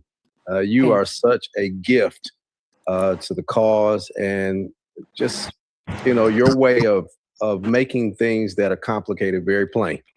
So it's a pleasure to be with you today. Thank you. Well, it's a good reunion because this is one of my favorite people that I used to have on the old job. But I want to talk to you about Brandon Tatum because, he is also he's a former police officer for however long he served in the police department. He seems quite gleeful that there's going to be a civil suit against Reverend Al Sharpton. I will note that Reverend Al Sharpton has responded saying, bring it on, because he welcomes the discovery that would come in such a lawsuit. And that all he cares about is the truth. What do you make of Brandon Tatum's investigation in the Nolan Wells case? He's dangerous on two fronts. If he is that ignorant and aloof, he's dangerous.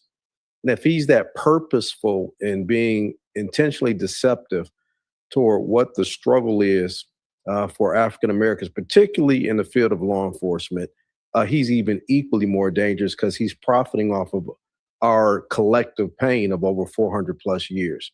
If you know the history, and Joy, I know you do, of policing in the United States, the slave patrols were the first organized policing entities.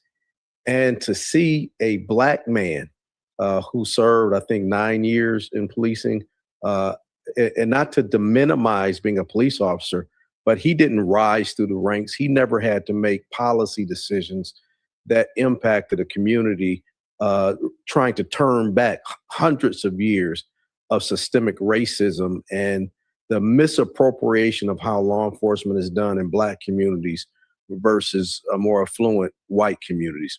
He's never had to do that at a policy level.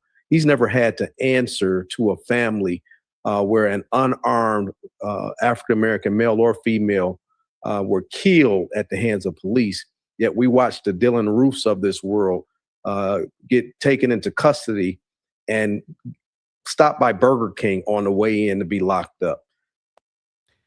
That's an interesting point he brought up because it shows the the disparaging issues that are in the judicial system. For example, a young lady, Alicial Andrews, did not shoot or stab anyone, but somehow she was handed a manslaughter beef and put in prison for 15 years.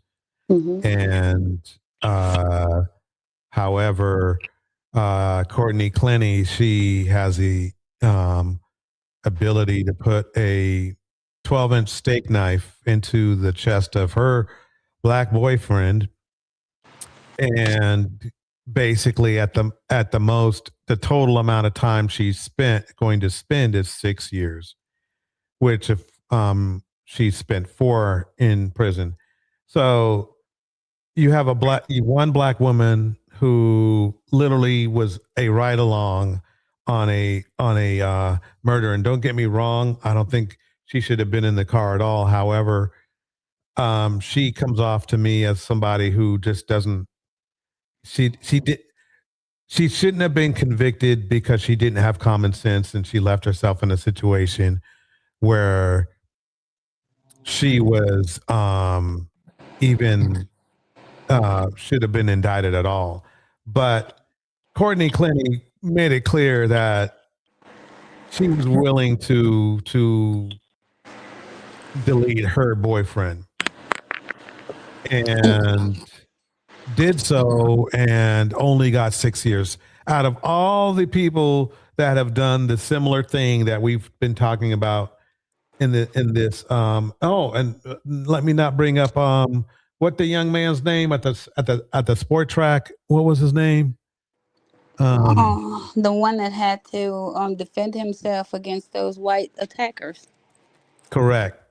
Yeah, and he got all that time, and He got then 35. when they cherry picked the video that they showed to the jury, and jaded their vision about what actually happened. I mean, it's very rare for us to get a fair trial at all because the stereotypical things that they afford to blacks are just is inbred into this the cloth of America. So there's no way we could ever get a fair trial anywhere. This already just a given that we're violent, we're this, we're all these negative things. I mean, there's no way that we will actually. And then the sentencing always goes to the judge. The judges, they're always going to. They would have never even charged, an alabaster woman riding in the car with those guys who killed that entertainer. The one, I don't know if I got his name. They would have been like, well, she was just there, and she, in your honor, and they would have said, oh, okay. I see it all the time. I watch a bunch of court shows. I mean, and there's such a distinct, clear double standard. But, they just claim, when you mention this to them, they just, act like they really, like they just don't have a clue. And I just don't believe that. I just, I really believe that they know this and it is part of their supremacy. And that's why they love it and they accept it. And, it makes them feel superior to other people when those things happen.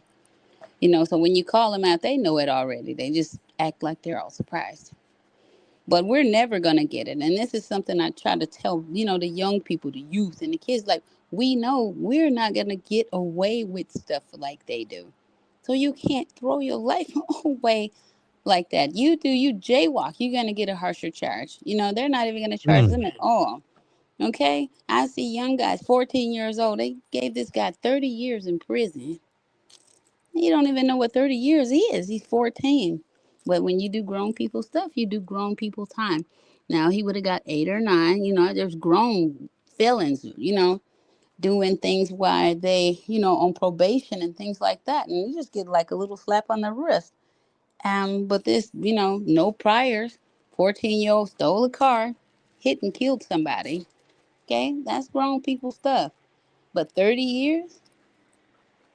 And look at this woman, she got 6. And there were several instances of her physical abuse on him. Right. Several. A lot of people turned on her and told on her after this was over. Like, nope, she used to beat him all the time. Like, poor baby, we feel sorry for him. We put some Right. Desitin on his wounds for a few times. You know, they were just telling like big time because that's just how much she would do it. Did you hear her rants? Did you hear the Right. tapes? Oh man, they were bad. You know, like Reese Waters say, who raised her? You know what I mean? When I'm listening to those rants, that is really one heck of a psychology that she had that she felt free to, you know, talk and that he accepted it. I'm like, what kind of proud back man was he? It's like maybe he had a fetish for the servitude. I don't know, but it cost him his life. But I mean, the point we were making here is the disparity. And it's very blatant. But then they try to act like you're just kind of off or it's just some kind of quirk or something this one time. But no, it's very prevalent and happens all the time. No, I'm sorry. What's up, DJ? Hello, Yolanda, and I said what I said. Yolanda, Hey, Deontay. yes, Hey, he did Deontay. accept. Hello, he did accept what she was doing at first, and he was dependent on her. That's why he was letting her talk to him the way that she was, and she kept pushing it. You keep pushing the purge. I mean, sorry, you keep pushing the fixation until you finally purge it. And in that case, purge was taking it to the ultimate end, which was obviously murder. That's what it was. He needed her. We all on this channel, DJ, we always talk about how men do the same thing, right? How men Right. keep abusing women, get to the point where they beat them, they abuse them, they take everything from them, and finally, damn it, they just take them out, right? That's Right. what she did with him. Yeah, She did the that's a same good thing. point. Yeah, he was just dependent on her. And she realized that he could not survive without him. I'm sorry, without her. She needed, so she just took advantage of it. And she just kept pushing it until she did what she did. And because she was white, she got off. She got time served. She got 6 years. This girl probably gonna do nothing. And she murdered a whole person. Okay, let me ask this, DeAndre. Was she the ones that was helping him with his citizenship or something like that? Oh, I don't know. I don't know Because I anything don't about understand. You said he couldn't survive without her. That's not true. If she wasn't, I can understand. I've seen people who've had their papers held. I mean, there's a lot of slavery. Okay, I was a building inspector for a number of years. I would come into these houses and they have 30 people on mattresses in the floor. They bring it over here from India and think this stuff happens, and I know it. Okay. But I mean, if she wasn't the one that was signing his papers, to try to get his citizenship and stuff, he could survive without her. I Really? think what it is that I think he thought he couldn't live without her. Okay. That's what I think. At least But that's my no, take. I don't no, know I kind of if that was disagree. what Deontay Yeah, meant. and I'm Because sorry. I need to insert here because I'm sorry, and this is another where I live. They have a very huge Nigerian population. That's one thing. They basically have a network, and they're very supportive of each other. Okay, if they knew very. something like that was going on, yeah, he could have went to one of them, or he could even went back home to save his life. And sometimes your pride get tweaked somewhere. Especially, as women, we kind of tend to did because we're taught to be more demure or whatever, or subservient or whatever. Even in any sense to a male. Male is physically strong, all this kind of stuff, and the patriarchy runs this thing. So we're kind of programmed. But a man, you're not taught to be in that position. So you would think somewhere you're probably like, you know what? Hey, I ain't having this no more. He could even stay with one of them. His family. The families like know each other and the name and all this stuff. And somebody would have let him stay there till he got his butt back home or finish his citizenship out here. That's what I don't get about him. Okay, if she wasn't the one that was holding those purse strings, on him that way, he could have gotten away. Usually men are very, you can't even leave a man. He could be beating you to death. I'm leaving him. He gonna find you, kill your mama. Okay, that pride and the ego is so tough. He couldn't save his own life with it. Did he have some kind of Let dysfunction me. or something? I think yes. Let me explain something real quick, and then I'll hand it over to Deontay. This is what I not only heard, but I saw. I saw some clips of how he felt about black women. And let's just say they were not nice. One said this, who said who said I dated black women? I don't. Stuff like that. So that is the strength, that is the power that Clenny had over Abumseli, is his own self-hate for his own people. That's and see, what I'm thinking is that if he thinks that way, and it's his proximity to wanting to whiteness that is very important to him. And in this case, so important that he's willing to put up with all that abuse to hold on to it. Okay, but what is different about the psychology of black, American men here? Because they go to Becky and they'll make her baby mamas and mistreat her, and they do us, they do them the same as they do us.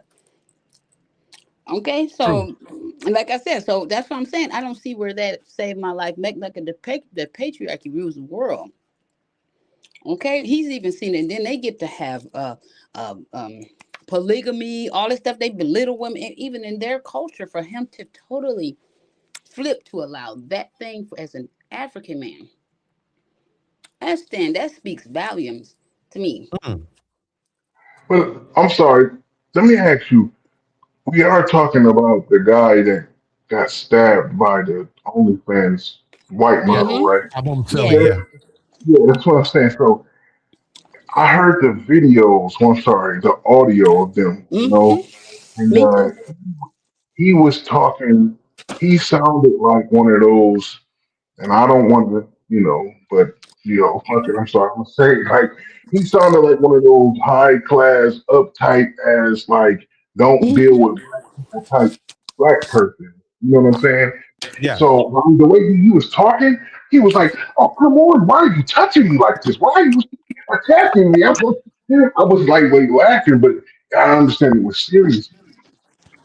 He looks at the type of person that he was, right?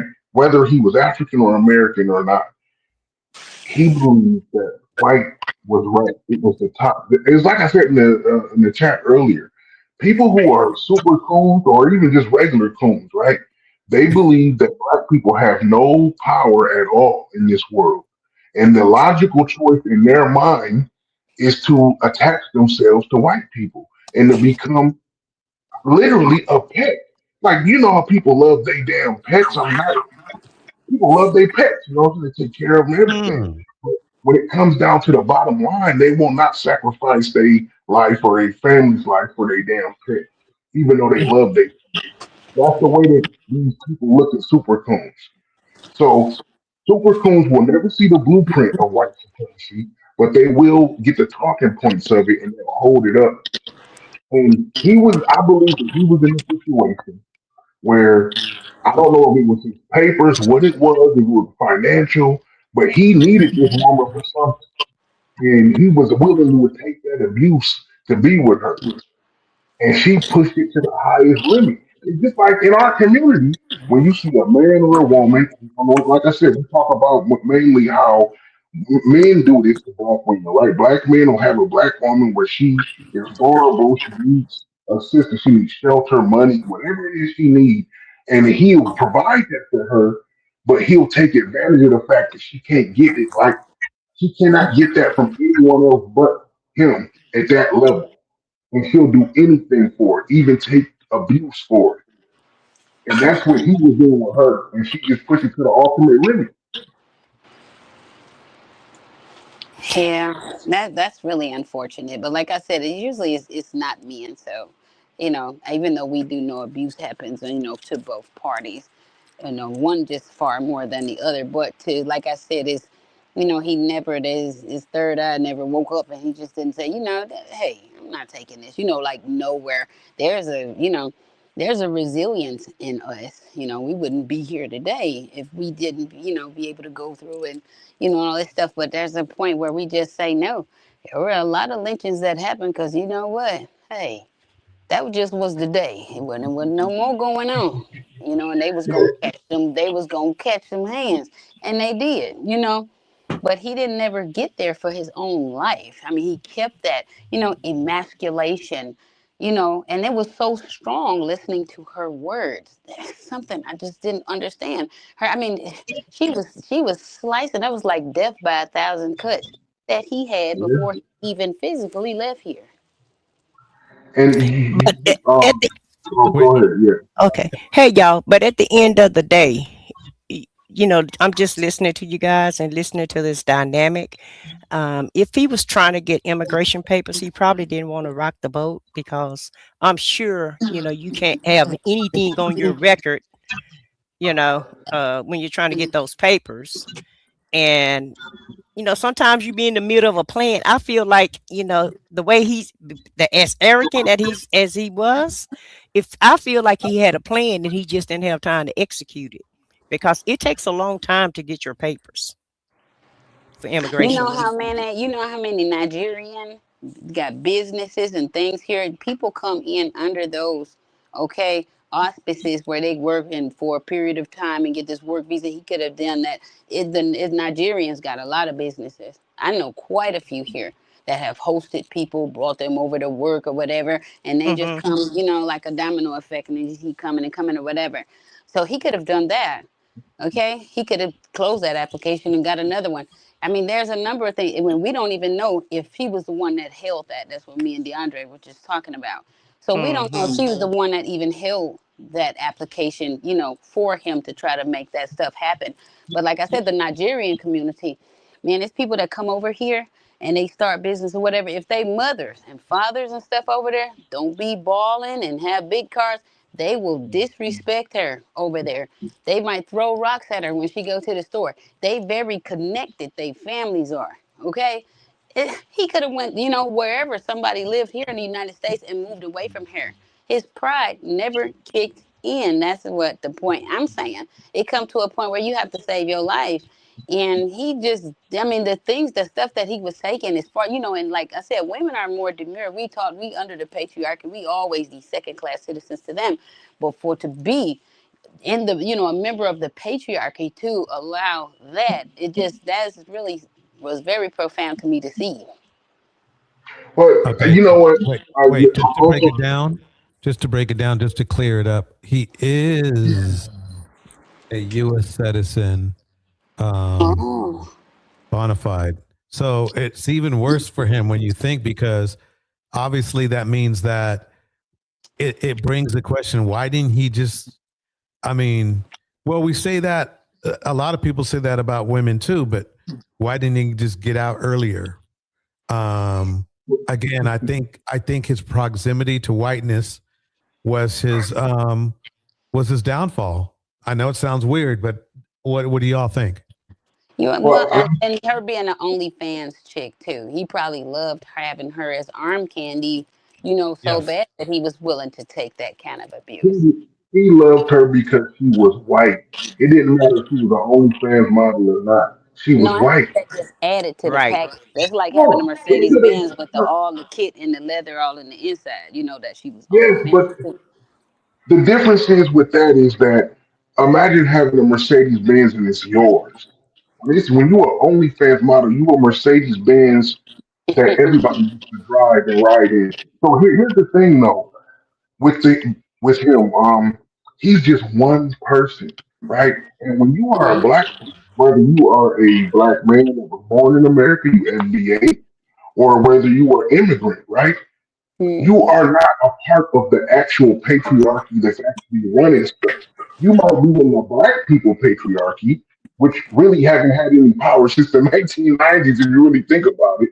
But you are underneath the white patriarchy. So black men are not in the actual patriarchy that's running shit. The stuff that's running everything is the white patriarchy. But they still get a pass. I'm sorry, go ahead though. Oh no, you're right. Men will always get a pass at the end of the day in this world because of the patriarchy. Yeah, you're right. Even with the underlings, and black men are considered the underlings to white people, but they will always. This is also why At the end of the day, they don't want black men to have any power, which is why they will put black women in positions to be in competition with black men. This is what happens No, throughout no, the no, no, system. no, no, no, no. I don't believe that either. And that's another thing that's said on the red pill. It's kind of hard to hear you say that, DeAndre. It sounds like they've been getting it Yeah, from I'm you. not a red pill Because person. listen, wait a minute. But women will go to school. I remember going to school with guys, and you let a guy be smart. Oh, he a nerd, dog. He can never be in there with the cool people and stuff like that. They tend to go to school.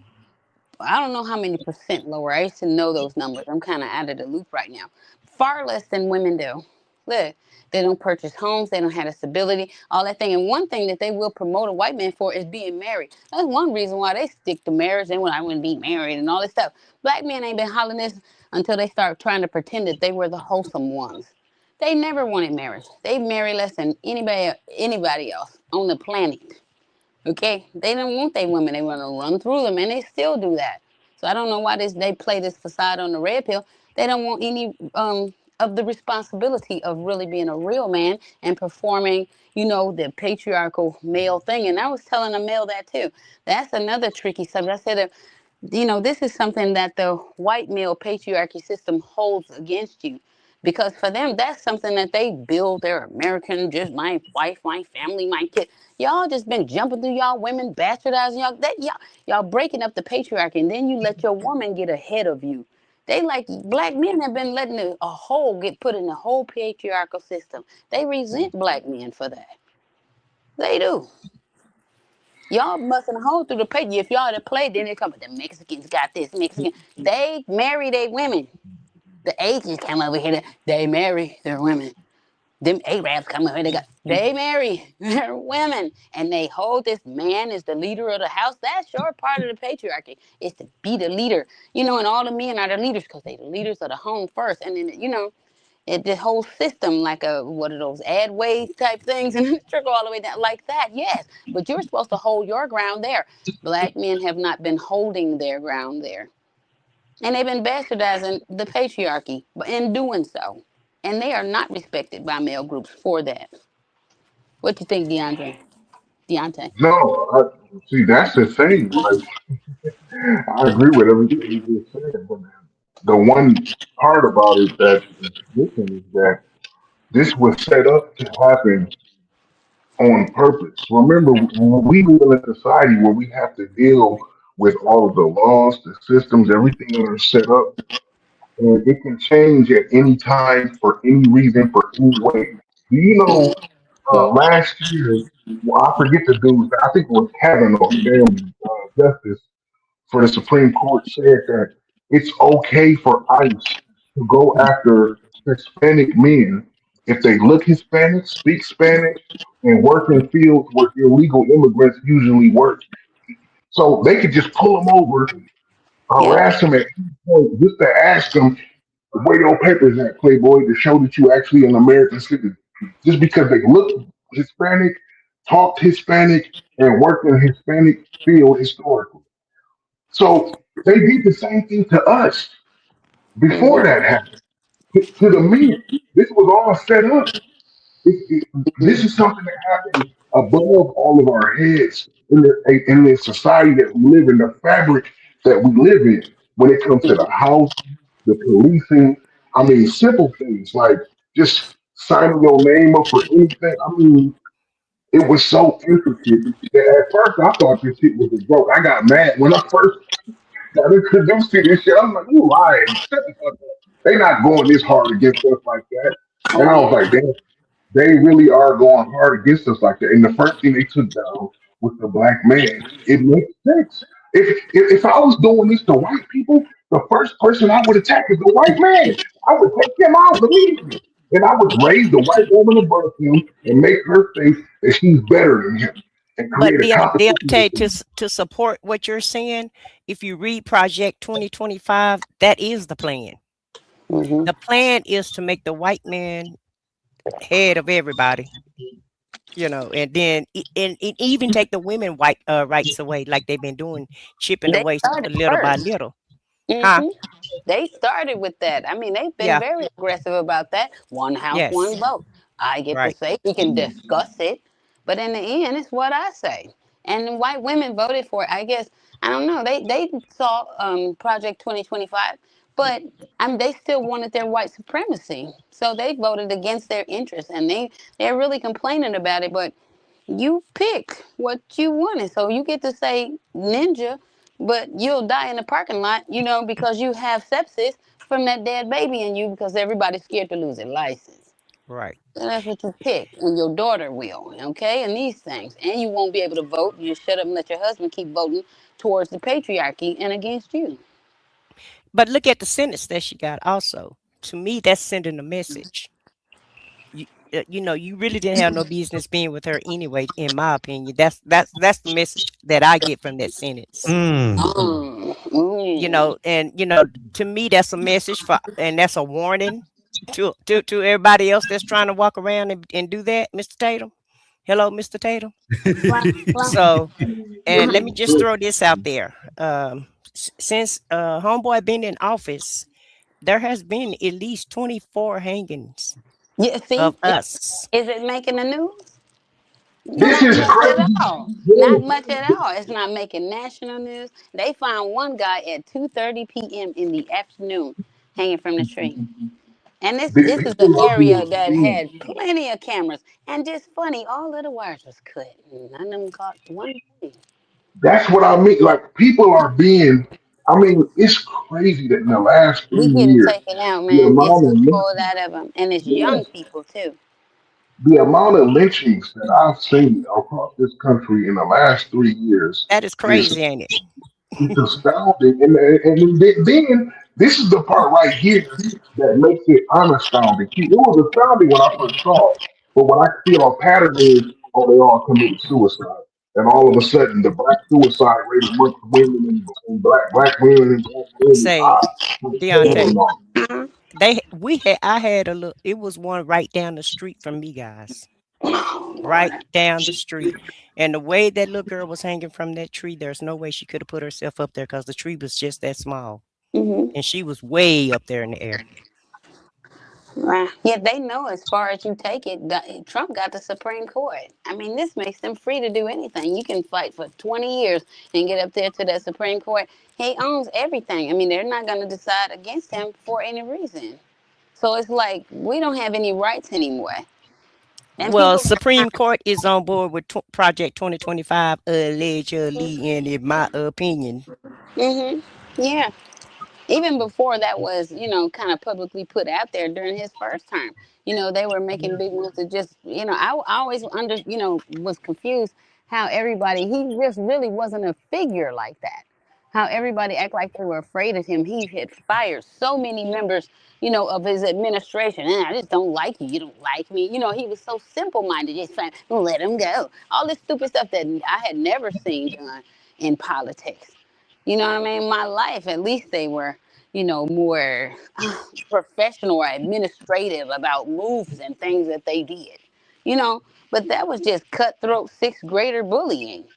And to actually let that go, I thought that they would take him out then because it's like, hey, we want to do all these things too, but at least we got to stay in the books and do. And he was just too blatant. He was too, unintelligent, speaking in what they say he entry level sixth grade. Not even George Bush Jr. He was at least exit, graduating sixth grade when he moved a whole lot when he was in office. He got a lot educated, a lot more educated while he was president. But Trump, he's still around entry level sixth grade, and they actually letting this man lead the country. I mean, the thirst for this, racism and to be, have others as your subordinate and slave and under you, it's in their nature so bad.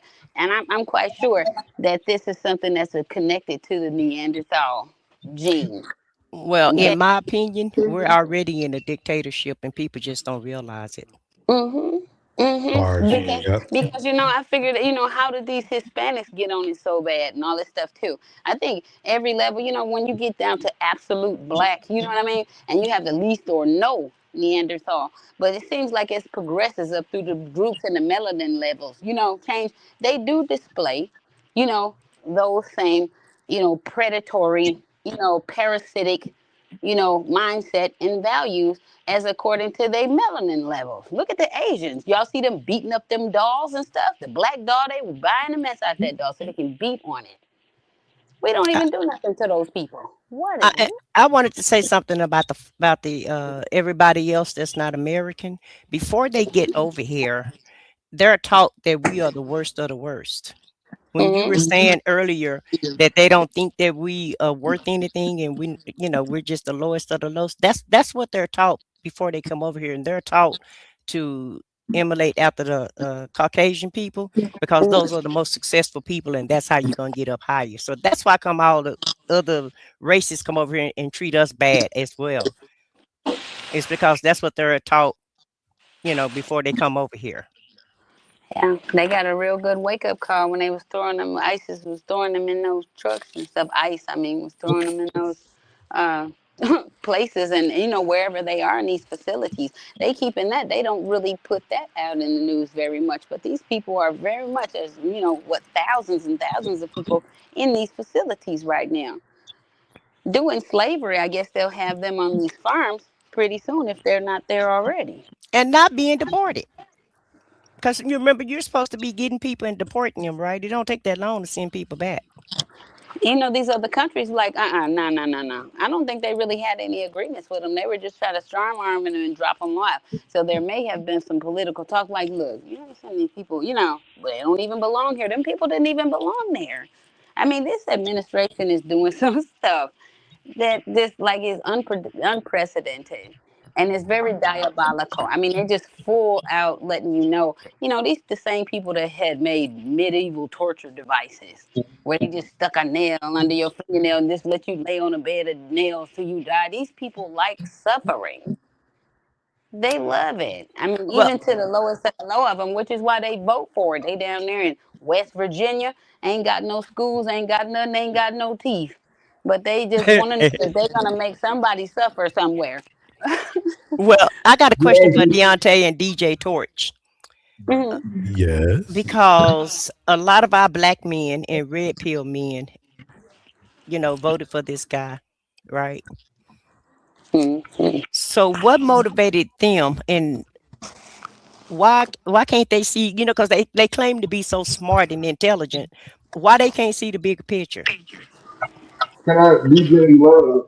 Let me just go. Okay, listen. What do you want to say?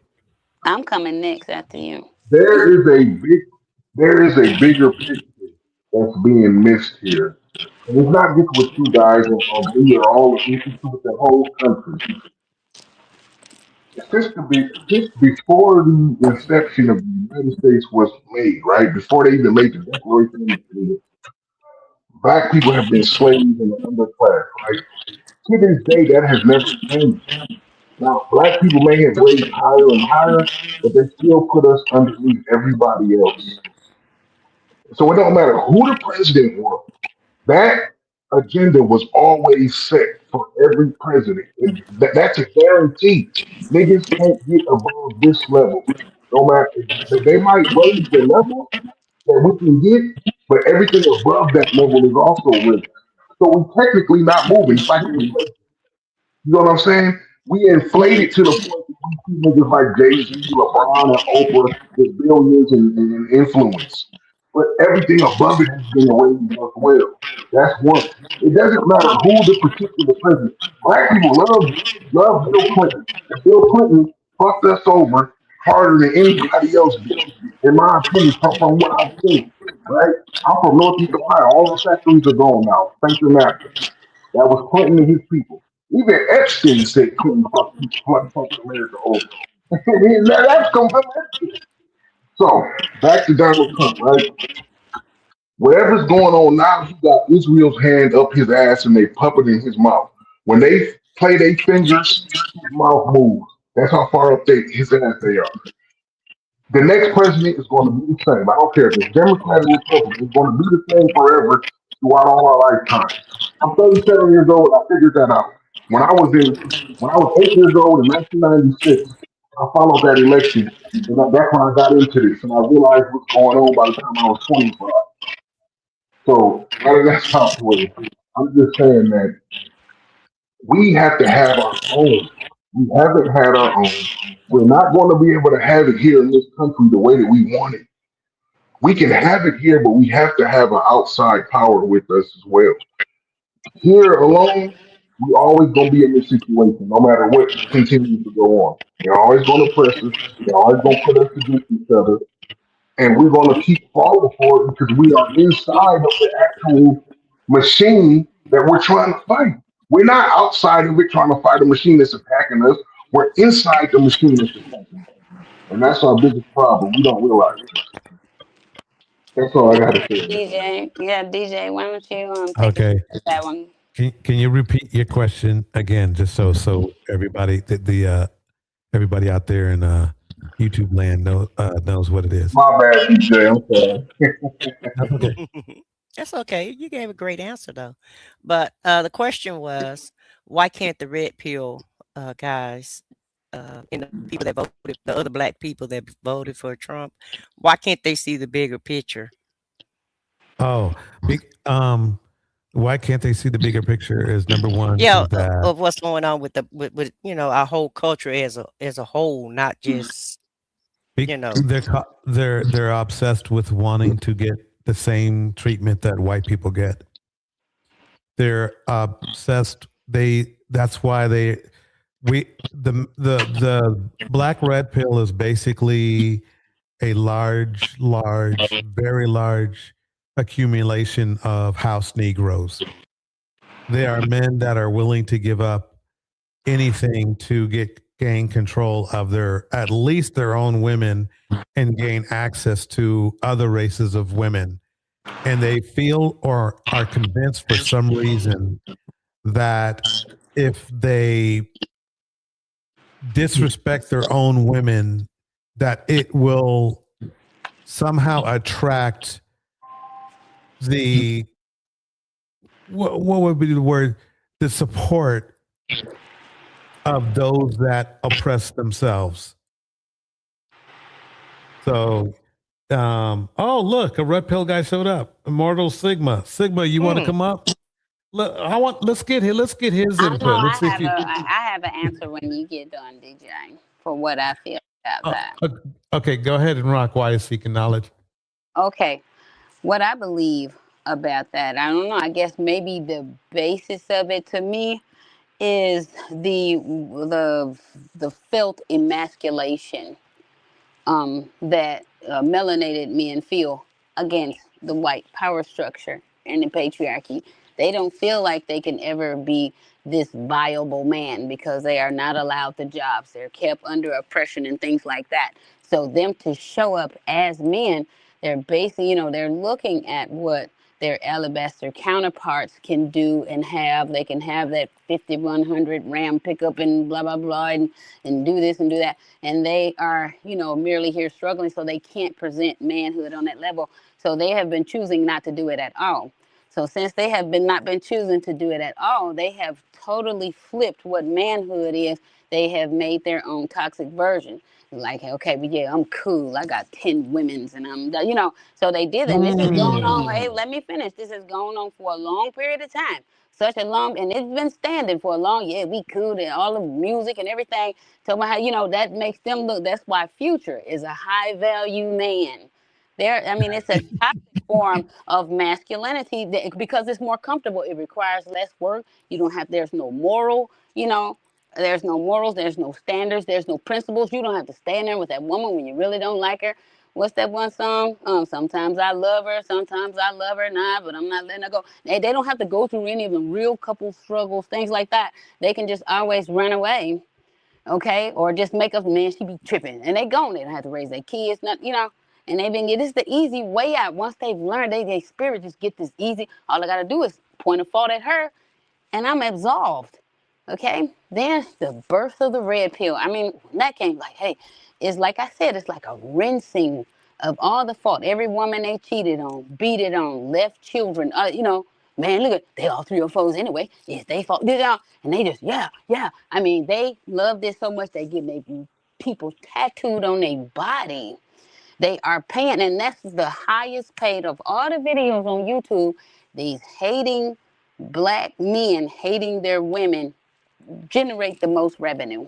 because they are the most crippled, okay, as far as in their masculinity. These, man, these wigglings and cravings and trying to get to, manhood, I mean, it's taking some really interesting turns. And that's one thing, like I said, that they're trying to, that's why they do that. Because then they started trying to grab onto this paper. We never heard them talk about marriage. Nah, she's trying to pin me down. I don't think we need no title. Now, they didn't want to give up a title. You can't even say you my girlfriend. And this is how this was until this, this patriarchal thing started coming. It's like, we want to get married.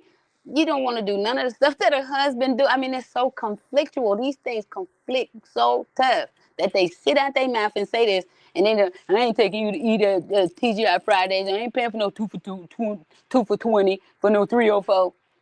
You ain't ready to be no husband either.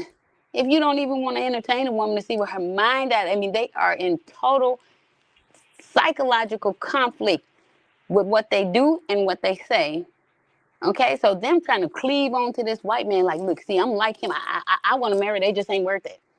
Okay, they creating these narratives, but like that's why they do it, because they that red pill lets them sweep themselves clean of all this fault, all the high femicide rates, all the the DV rates, all these children get sexually assaulted, all these things that they do that's toxic to their community. Instead of marrying, building, having stable homes, family, being that provider, protector, that's first thing they highlight: provider, protector. They ain't trying to do none of that stuff. They providing you with HIV. Look at the rates in Houston: 75,000 cases. What, in 1 month, or was that Atlanta?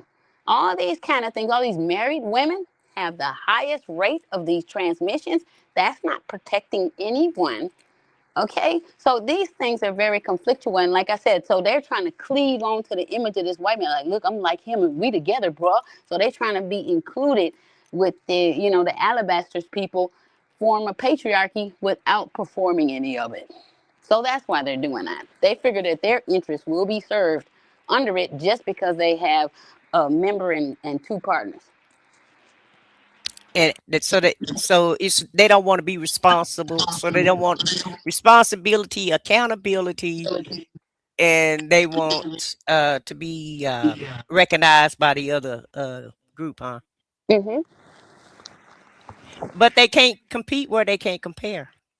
They just want to be included. They figure if they put their foot in the door, because but they'll never be included. They would. You said that earlier. They would never be included. Do you know Donald Byron is running for Florida governor? They let him get to the primary, let him get all the way up to the end, and now they're saying, we don't want a black man that's going to govern us, to be the governor of Florida. So he's going to lose based on his color, and he's MAGA. That's the best part about being a house. When you a house nigga, they realize at the end of the day that you are just a nigga. I'm sorry, CJ, if I was messing everything up with all of this, vocabulary, but when you a house Negro, you still just a Negro. Tyler said it best. Even if I'm in a Benz, I'm still a nigga in a coupe. You can get a Benz coupe all day, $200,000. You still a nigga. Byron Daniels can marry a white woman. He can be stuff all day for Trump and the damn Republican Party, but they still look at him like you a damn Negro. Like I said earlier, they don't tell you the blueprints. I'm sorry. And this dude, Immortal Sigma, it's like, are you serious? Look, I might disagree with certain things that people say, right? But like at the end of the day, I said what I said, and Yolanda, we all want the same ending, and that's for all of us to be well as black people in this world. Immortal Sigma Dog, Playboy, like you got to see this. Russell, come up here, man. I got time right now. I was busy, I was distracted, but you know what? Like, Kendrick Drake battle. Get right going. Yeah, I mean, yeah, he says he doesn't have the time, or he said he didn't have the time, but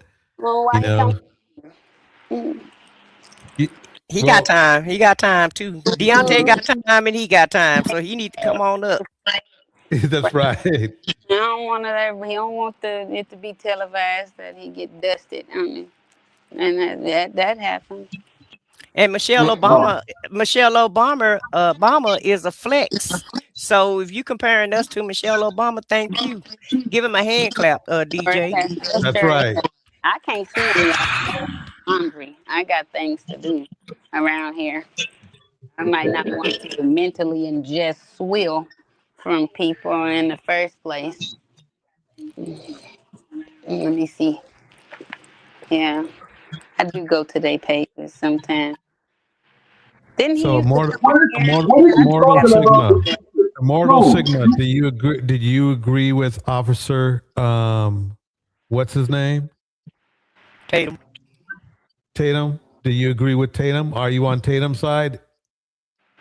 And Immortal Sigma, you do. Are you still dating white women? Let me know. You know what? Immortal Sigma is talking about the picture. Your avatar is a black person with dreads wearing Saiyan armor. You ain't a super Saiyan dog. You a super cool.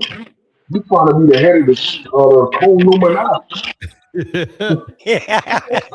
Immortal Sigma, please answer this question. Officer Tatum said that Michelle Obama was unattractive. I think do you agree with him? And secondly, are you still dating non-black women? Yes or no? We will wait for your reply, or you can come on the stage. From what I'm reading, that's not what. So he doesn't find her attractive. But you know, TJ, I just want to say, I don't want to say, so I say what I say in White Economics, right? This is the real problem that we have in our community. People like this. You see what I'm saying? We can disagree on things, but at the end of the day, we all want the same outcome. This person right here, Immortal Sigma, he's one of those people that we were talking about, where he don't believe that black people can have any power, even though we represent everything this world has right now. The technology, the art, everything comes from us. America and China is in Europe. America, China, and Europe is fighting over Africa right now. Yeah. They're not just the African resources, but the African mind. They want what we have in our minds as well. He don't realize that. He's attaching himself to white people because he thinks that's the only way he can get them crumbs. And them crumbs mean everything to him. It's okay. Let him think that. But he's going to be one of those people begging and pleading to get in with us once we get everything together. And it's happening in real time. Well, I mean, let me just say this too. I mean, it used to be said, I remember we started kind of having these kind of discussions and we would always get the trolls. And people used to always say, please don't feed the trolls. You know, these people have motivations for doing what they do. And some are just as simple as them, you know, having some lotion and a sock, and they just like to hear you. They like to pull your chain, and it just turns them on. Their areolas rise up when you bark. You know, that's why they don't really want to come and engage you, because their hands are really busy. Because they really, I mean, if you look at the content of what was said, it's just like, nah, Michelle, you know, this is childish stuff. There's no basis behind anything this fool is saying. You know what I mean? And that's why he didn't want to come up and challenge it. He's getting, like I said, he's over there getting a little thrill or something. Probably got some peanut butter, you know, licking it on his finger or something like that. Thrill. You know, he's getting a thrill off, you know, poking us and we block. Peanut butter on his finger. You know, nobody got no time to just make me look. Go call OnlyFans and get off here, unless you're ready to get engaged. Ain't nobody got go pay for it. We're coming over here to get it for free. Yeah, and they get to interrupt the show, so you know. Thank you. Yeah, that's the whole goal, is to interrupt the show. But we're gonna still talk about these red pill people, so he ain't, you know. Show must go on. Yeah. I mean, Sigma, from what I remember about you is that you told us that you were in a relationship with a young lady who had trouble with, you know, a Caucasian young lady who had a little trouble with meth or something like that. And, you know, I understand. I mean, that can happen. And then You know, you told us that, right? But then for some reason you're saying that you find, and obviously you found her attractive, the meth lady attractive, because, you know, you were dating her for a while. But then you say Michelle Obama is unattractive and it's because of her attitude. Can you please explain to me the difference in attitudes between the young lady you dated who was on meth and Michelle Obama? I would really like to know. Yeah, meth is a hard drug, man. I've seen people when they get really deep into meth and they start to look like zombies. So if the mortal sigma is into, smashing zombies, that's necrophilia, Playboy. That's all on you. Yeah, I mean, remember now, y'all. That's I all need to make y'all this, hear is it's important I drive this point home that I'm not trying to expose Immortal Sigma, but he was perfectly fine having a relationship with a woman on meth. I've never seen anyone on meth not have a good attitude. I mean, have a good attitude. I really have never. So why is he now? Why are you now disparaging Michelle Obama, saying that she doesn't? What is it about her attitude? It wasn't what. Okay, let me know what she was on because we want to be accurate here. But there was somebody you were dating. She was on D-Rugs, and you were in a relationship with her. So, what made you choose her over Michelle Obama? That's what I want to know. That's all I need to know. That's why he want to come here, because nobody gives him time like this. He doesn't get petted anywhere, and he's looking for that. He probably visited 2, 3, 4 pages just to see, like they say, what in the Bible, seeking whom he can destroy or whatever. He's roaming around on sites trying to get his little areolas erect, and he need to go do something productive than that, like see some kind of psychiatric therapy or something. Why he's like just repeating all these red pill talking points. That's basically all he's doing. We haven't heard this over and over and over again. Everything he's saying is redundant. It's just like he a puppet of the red pill. He doesn't. He's like Invasion of the Body Snatchers.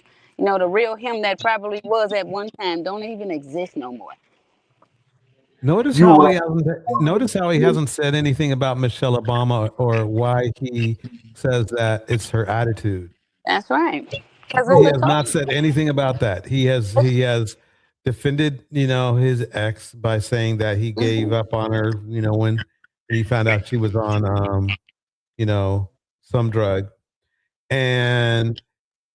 But he has not said or justified why he feels Michelle Obama has an attitude, because I've never seen her have that's, if anything about Michelle Obama we've never seen her like have some type of attitude or yet. Well, that man, I've never seen her do that.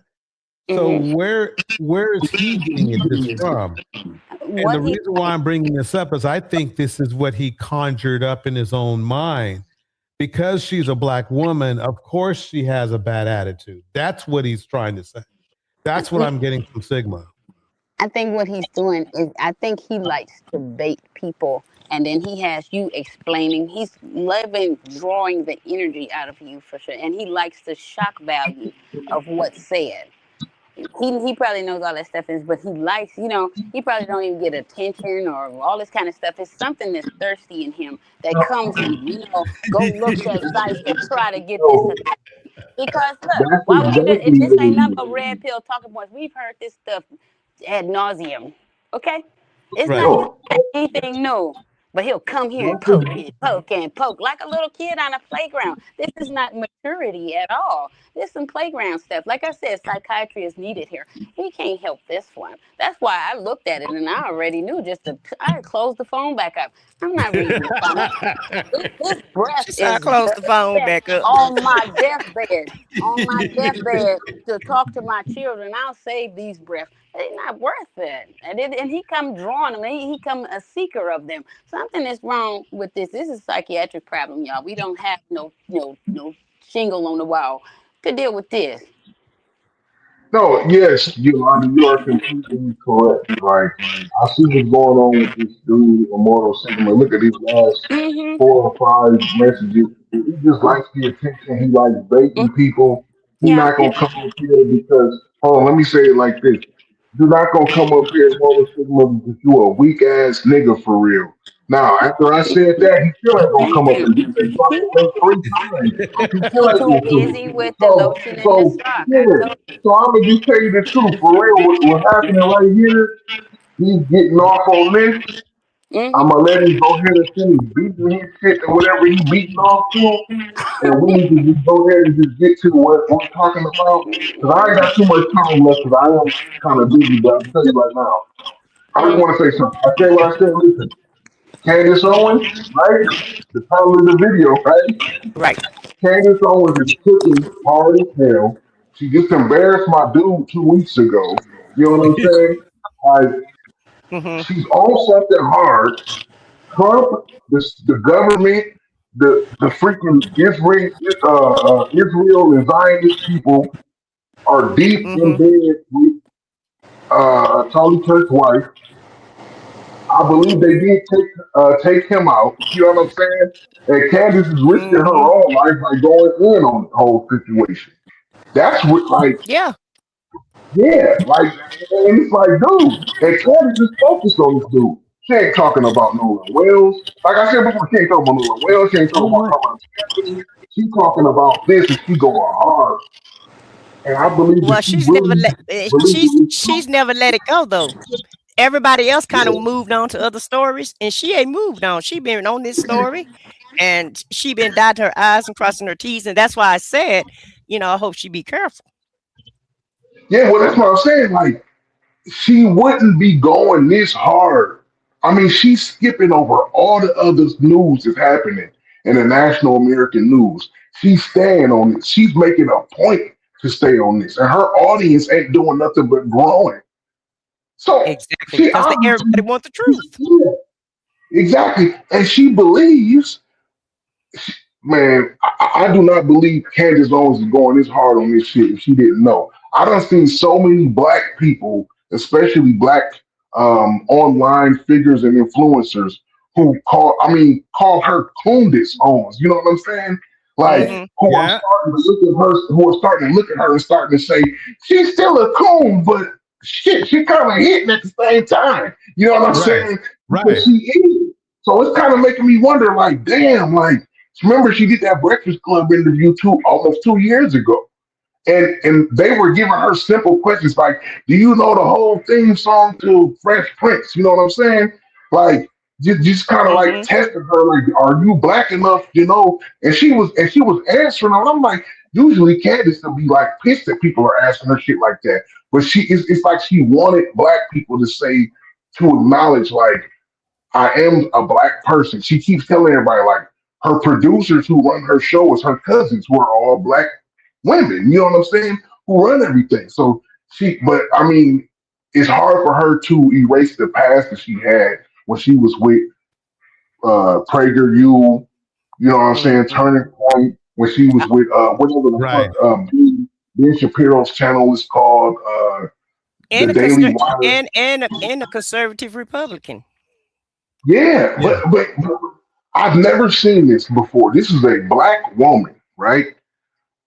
Forget about the fact that she's married to a white model. She's a black woman who has literally millions of white conservative people tuned into her against Donald Trump. This is the craziest shit I've seen. So yeah, like I'm almost thinking to myself, like, damn, do she really know that these people are conspired to kill Charlie Kirk over this shit for the Israelis? Because if that's true, that'll change a lot of shit. But And her life is she has a lot of sources though. Look at all those places that you said she worked. She has a Yeah. lot of sources and resources where she could actually find out the truth. Yeah, and freaking Turning Point, and not Turning Point, but Israel, the Zionists, and AIPAC was involved in everything she's ever been in, except for her own independent company, obviously. And when she embarrassed that dude, I forget the dude's name, whatever. When she embarrassed him last week, when she asked him, dude, can you even name all the charges? You know what I'm saying? He couldn't name one official charge. Man, it was like, dude, why are you even debating that? Right. That was crazy. That was crazy. She ate that up. She ate that dude up. I will give it to her. She is very sharp. I So want her to see that. I wanted her to focus on the Epstein files, but she just can't let this go because that was her friend. But I think that this is okay. I do agree with you. I wish she would focus on the Epstein files, but I think the reason why she's not focusing on them is because she must have some kind of definitive proof, or at least definitive knowledge, or at least a definitive source, right? Saying that I can show that Trump or his administration, somebody in it, or especially Erica Kirk, was involved in the murder of her own husband on the Zionist behalf. And if that's true, it's over with. But she's implicating Erica more than she's implicating anybody. Yeah, because remember, she knew Charlie before she knew Erica, before Charlie knew Erica. And she was always skeptical of it. She didn't say nothing until after Charlie got killed. But she claims after he got killed that she's always been skeptical of that girl. Right? And all the behavior that she's been showing, I'm talking about Erica's been showing since from the day he got killed until today, has shown like, it's almost like, damn, girl, like, you know, like, did you know what I'm saying? Did you really love her? Let me show her. Let me put up her clip right now. Here we go. All you have to do is let Charlie Kirk die and play your audience like they're dumb. Who raised you? Money, that's it? Your soul? Your whole soul? Deal with the devil? Satan comes in, he's like, hey, money, riches, jewelry, plastic surgery. You can have lips done. You can have 2 properties. I mean, you just let the Lord do the rest. But I'm not going to sit and judge how anyone interpreted anything outside of myself. So pray for her. I pray for her family. But we wait for that all to lie on the record repeatedly. Because we even need to know who like the commentators are that betrayed Charlie. So people can never look in the face. How dare you? How dare you? Who are you? I'm so glad I'm not you. Life's a blip, people. This ain't it. This ain't it. You can't take it with you when you go. You can vacay down in Miami. No, they're tweet claims. Erica is too retarded. You go, that's just whatever, and then you move on. That's a claim that I'm responsible for the claim. You said you had some new evidence at the beginning of the. Oh yeah, we should show that text message that you read just because I think that's important for the public. You shared it out of context. I'll do it on my show. I'll share the text. So you're going to read it on my show, but not show it. Correct. Okay. So I'll show it on my show, but that's what I'll do. I'll show it on my. Can I ask why? Well, because I want to drip out the evidence. You know, that's got to drip out that evidence. Keep people coming back for the show, right? I don't know if snark serves you so well. If I may ask a question, is that permitted? Go ahead. Just so I also have clarity, since your basis has been evidentiary, you keep saying that you have evidence or like you are following evidence. Which one of the charges against, or all of them, do you think Tyler Robinson is guilty of? The specific charge? Yeah. Yeah. So what I think is that Tyler Robinson shot Charlie Kirk. Yeah, but of the 7 charges that he's being charged. Yeah. Can we list them real quick? I'll tell you exactly which ones. Well, do you know any of the charges he's up for right now? Yeah, of course. But I want to make sure that we have them listed. Yeah, but like that, can you name one? Because my general perspective is that you don't actually care about this case. You're not following the case. That's the question. You're just not following it enough. It seems pretty, like, if you're going to engage and you're going to say the evidence is overwhelming that Tyler Robinson is guilty, I just think that you should, like, can you tell me one then let's do the charge counter. that he's... Can really, no, this is a great gotcha. No, you just got to... Here we go, y'all. Keep listening. Here we go. Go ask me, play clips out of context, put me in the hot seat. So please just answer the question. This is fair. Name all 7 since you've been following the case. Okay, sure. You name one. Yeah, you named all 7. I'm happy to do that, but can you name one? I think he's been charged with murder. That's actually okay. Great. Now name all 7. He doesn't even. This is like name all 7. And I can you name all 7? I can't. Then do it. The first charge is aggravated murder. The second charge is the felony discharge of a weapon. The next 2 charges are for obstruction of justice. Okay. The next 2 charges are for witness tampering. And what's the specific charges though? That is them. Obstruction of justice, Both of obstruction those- of justice, witness tampering, witness tampering. Okay, and there's no other specifics to him. Well, I can tell you why he's being No, charged. no, with it. just the charges, and then 7. Yeah, see, it's a bad thing is when you try to be an a-hole and it doesn't work. What's the 7th? The last charge is violence in front of a minor. When you pulled out your phone just before you asked that question, did somebody by chance text you that question? You can check my phone. I'm just curious. No, you can absolutely not. I have not had one communication with a single. She roasted him up with some of the, hot grease. Some of that hot grease. And he was trying to trip her up, and it didn't work. Mm-hmm. No. Yeah. Whether or not she has loyalty or not to the melanated, people, she still exercises just as sharply, as one. You know what I mean? You can't take that from her. She chewing them up. She's a modern day Dominique Devereaux from Knots Landing. She is snapping off, okay? And I like that about her. Even though she's on the other side, I still respect, what she has been handed down through the ancestors. You still can't go against that, even though she on the other side. Now, wait, hold on, Deontay. Dominique was from Dynasty, remember?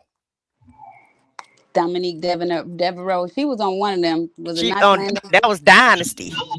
Oh, okay. I know it was one of them. I know she, that was the respect I had back then. I'm like, woo, we were doing things back then. That's how it was done back then. But, look at the progression of it. Now we got Candace, like the death by 1,000 cuts. She just as sharp and just as privy and just, they always expect us to have less knowledge than they do. And she couldn't even get him the name when he kept dancing back and forth. Just name one. No, I'll wait for you. She kept circling back around. That was a beautiful clip, DJ. Thanks for sharing that one. Candace, man, listen, I know so many, and this is just an anecdotal thing, right? Which doesn't matter in the general scheme of things, but I know so many Black women like that where they just can intellectually demolish anybody. The thing with Candace is that we just didn't expect it from her because we knew she had the ability to do it, right? But she was doing it on behalf of the white supremacy. But I don't know what it is. I mean, she's married to a white dude. I know who her white husband's family is, and her stepfather, her husband's father, what he's into and everything. So she knew what she was doing when she married into that. But her children are still Black though, because she's Black and it's the dominant, thing. I mean, she's even admitted that her kids are Black. No matter what they say, that's what they're going to be viewed as. But that's a whole nother conversation right there. Yeah, it does. Yes, but her going against Trump and the hardcore MAGA base that split into MAGA and America First. And America First people are the conservatives who love Trump at first, and they don't like what he's been doing since Israel being up his ass, puppeting him like freaking Pinocchio. So I understand that she's on that side now. But they're the people that left MAGA. Yeah, they're the people that left MAGA, but they still highly conservative, right? But what happened remember, this is always in the background. Her and Charlie came up together. She knew Charlie just like he knew her before either of them was big time national. Before he started Turning Point, before he met his wife, So all of this, so she feels like she understands. I'm not even gonna say feel like, because I don't know what it's like in her mind. Because obviously she knows 100%, and we just know whatever the public is showing us, right? So she knows what's going on for real behind the scenes. That's why she's able to destroy these dudes, because they don't know what the hell is going on. They think, they underestimated her. They think that she just she just tears people up because she know this is that. But when they face her one-on-one, Ben Shapiro will never debate her one-on-one because he will be embarrassed in live action. And he knows it. And she knows that he knows it. That's why she talks so much shit about him. That's why Patrick Bet-David is the moderator of this. He had never, Patrick Bet-David would never try to debate Candace Owens. He just saw it and in person her dismantle this dude. Well, she So like, the prime example of the reason yeah, why they don't want black people educated, because if you educate them too Mhm. much, then exactly. it'll come back to bite you. And look at all the training that she's had over the years with all these different entities. So she had a up close and personal inside view of what they do and how they do it. And look at this through the generations. When the spook who sat by the door come out in the 70s, look what it turns into now. Look at the progression of everything. She cut though, and she coming at him. Okay, And wow. Erica didn't say a word. You heard what Erica said, but I'm not gonna worry about what nobody else think. She's not saying that Candace is wrong. She's not saying that she's lying. She's not rebutting her any kind of way. And basically, she's trying to ignore her, and it's not gonna work. And let me just say this. I think I heard somebody say, y'all rather her go after the Epstein files. But I think she know that that's that's a huge network right there. And it goes a whole lot further than, just Trump and his allies here in the United States. They were flying all over the world for these 6-year-old girls, 9-year-old girls, and things like that, and so that you had the king with one of the princes over there in England. I think they were all over the world. This worship, and I think that's one reason why they protect Israel. It's not for this allegiance thing, but Epstein had said, even I saw him in an interview saying that he worshiped Baal.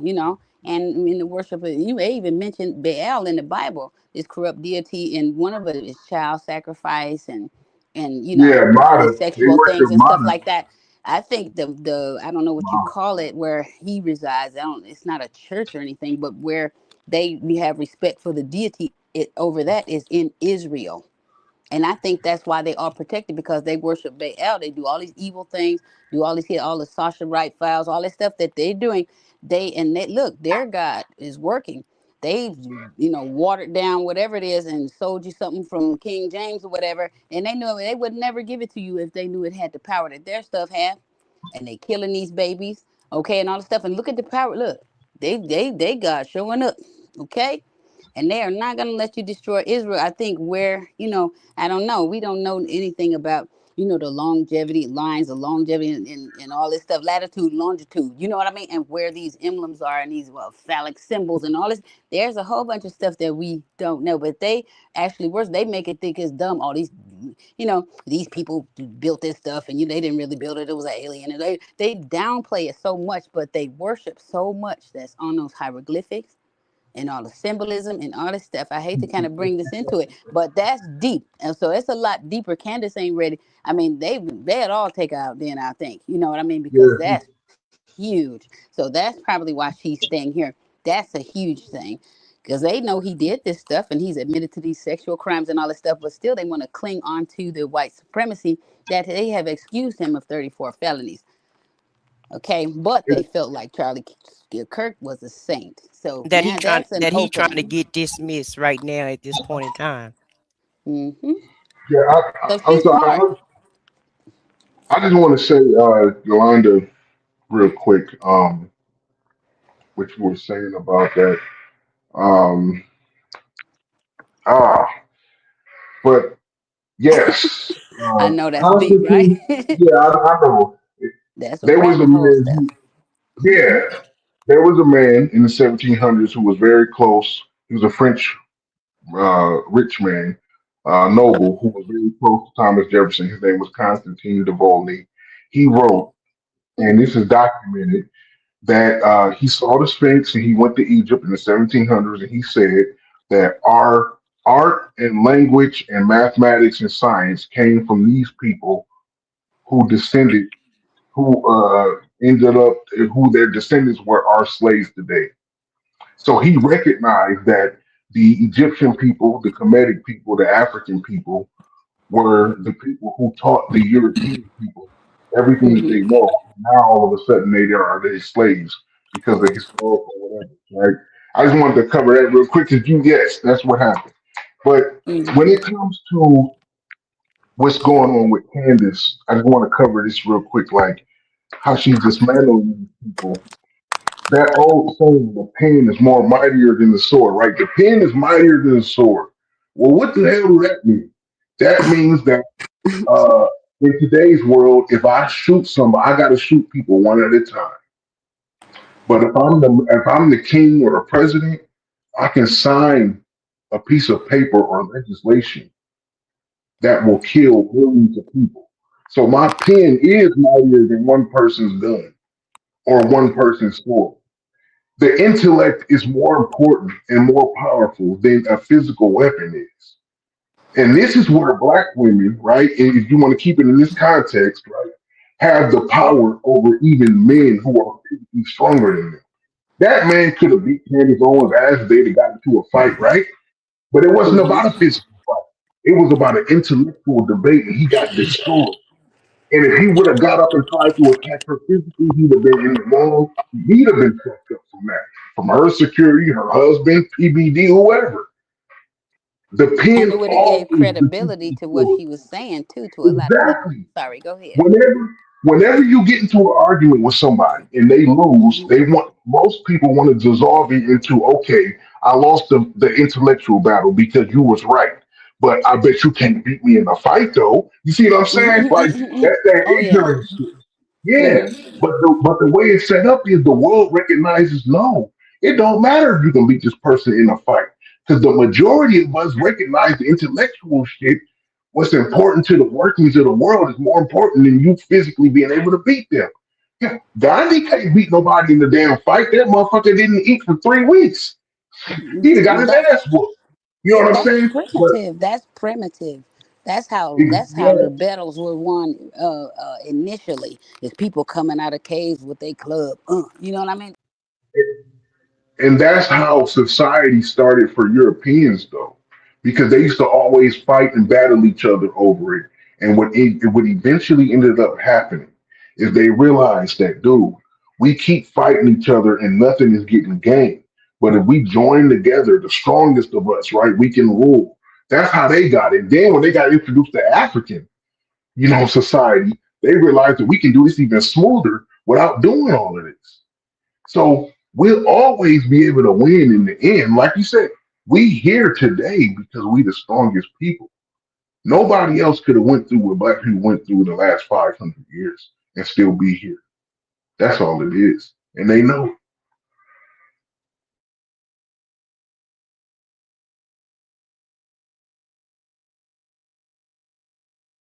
Owens eviscerated that. She has shown it was a intelligent black woman against a white mediocrity personified, and she mopped the floor with him. She's a very bright woman, and it was clearly the type of intelligence, poise. If she used her powers for good, I was just about to say that. If she's everything Candace. Andrew Tatum ain't. Come on. I mean, Officer Brandon, she's everything Brandon Tatum ain't. She's well-spoken, well-studied, articulate. She lies so well. She's so brilliant. She's the brochure at a shitty hotel. You know what?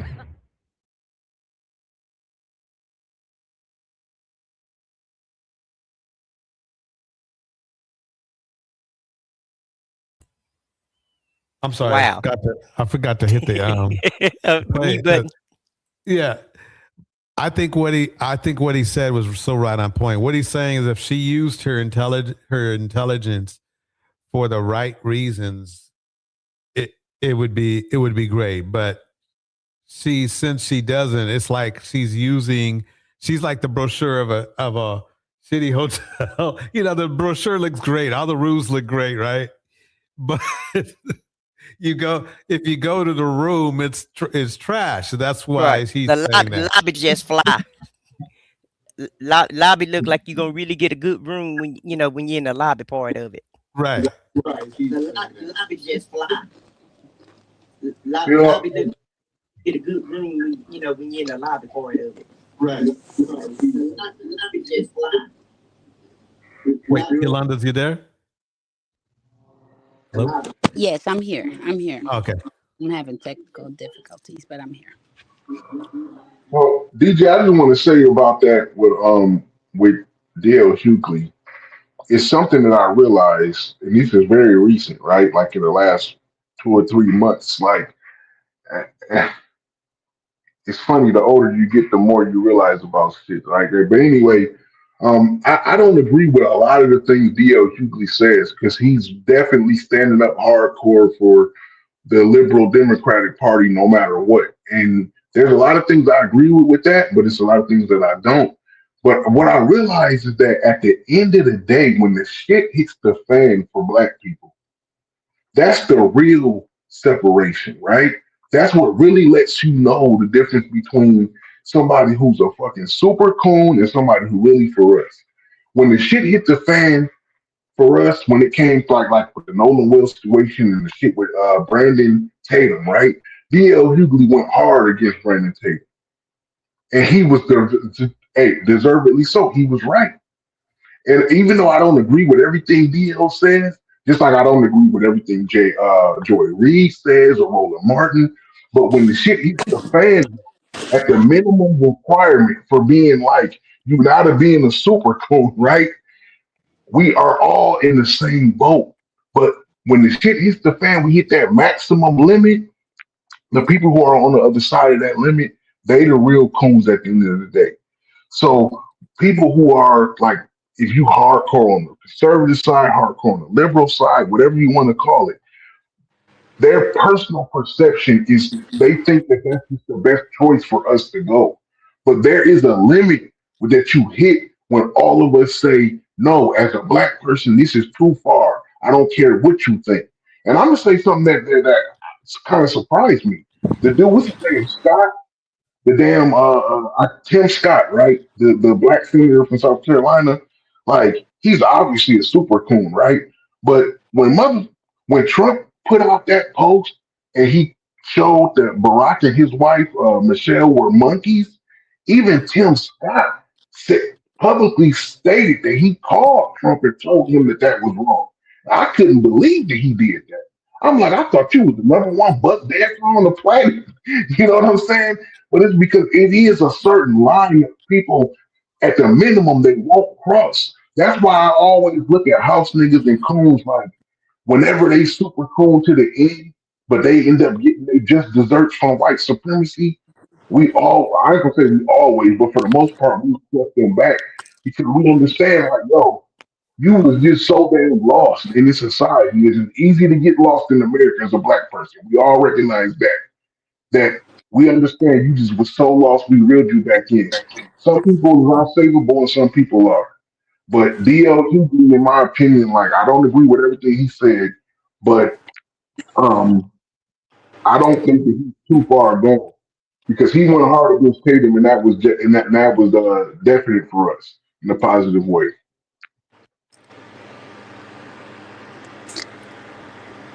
All right. Well, So- DL was. Oh, I'm sorry, D. Oh no, go ahead. I ain't got nothing real to say. I was gonna say that DL Hughley has always been political, Deontay. And when Bill Clinton was in office, he was on his butt. So he's not just gonna go with everything that the Democrats do because he do criticize them a lot. He actually was against Kamala Harris also because he's from California, and he was upset the record that she had as an attorney general. Yeah, when she was putting single mothers security away. for So he had to publicly apologize for that, to Kamala. After he saw what he got, after he started looking at Trump, then he had to, publicly apologize, and he actually went to the DNC and apologized, to everybody. So I'm opposite of that. I like DL Hughley, and I've been actually watching him for years, and he's always called everything out. And he's getting a little bit more vocal now because online is more vocal. Things go viral so much, and everything is such an outrage. So now we hear him speaking about it more. Yeah. What do y'all think about Killer Mike? Oh, you talking about Mike Linder?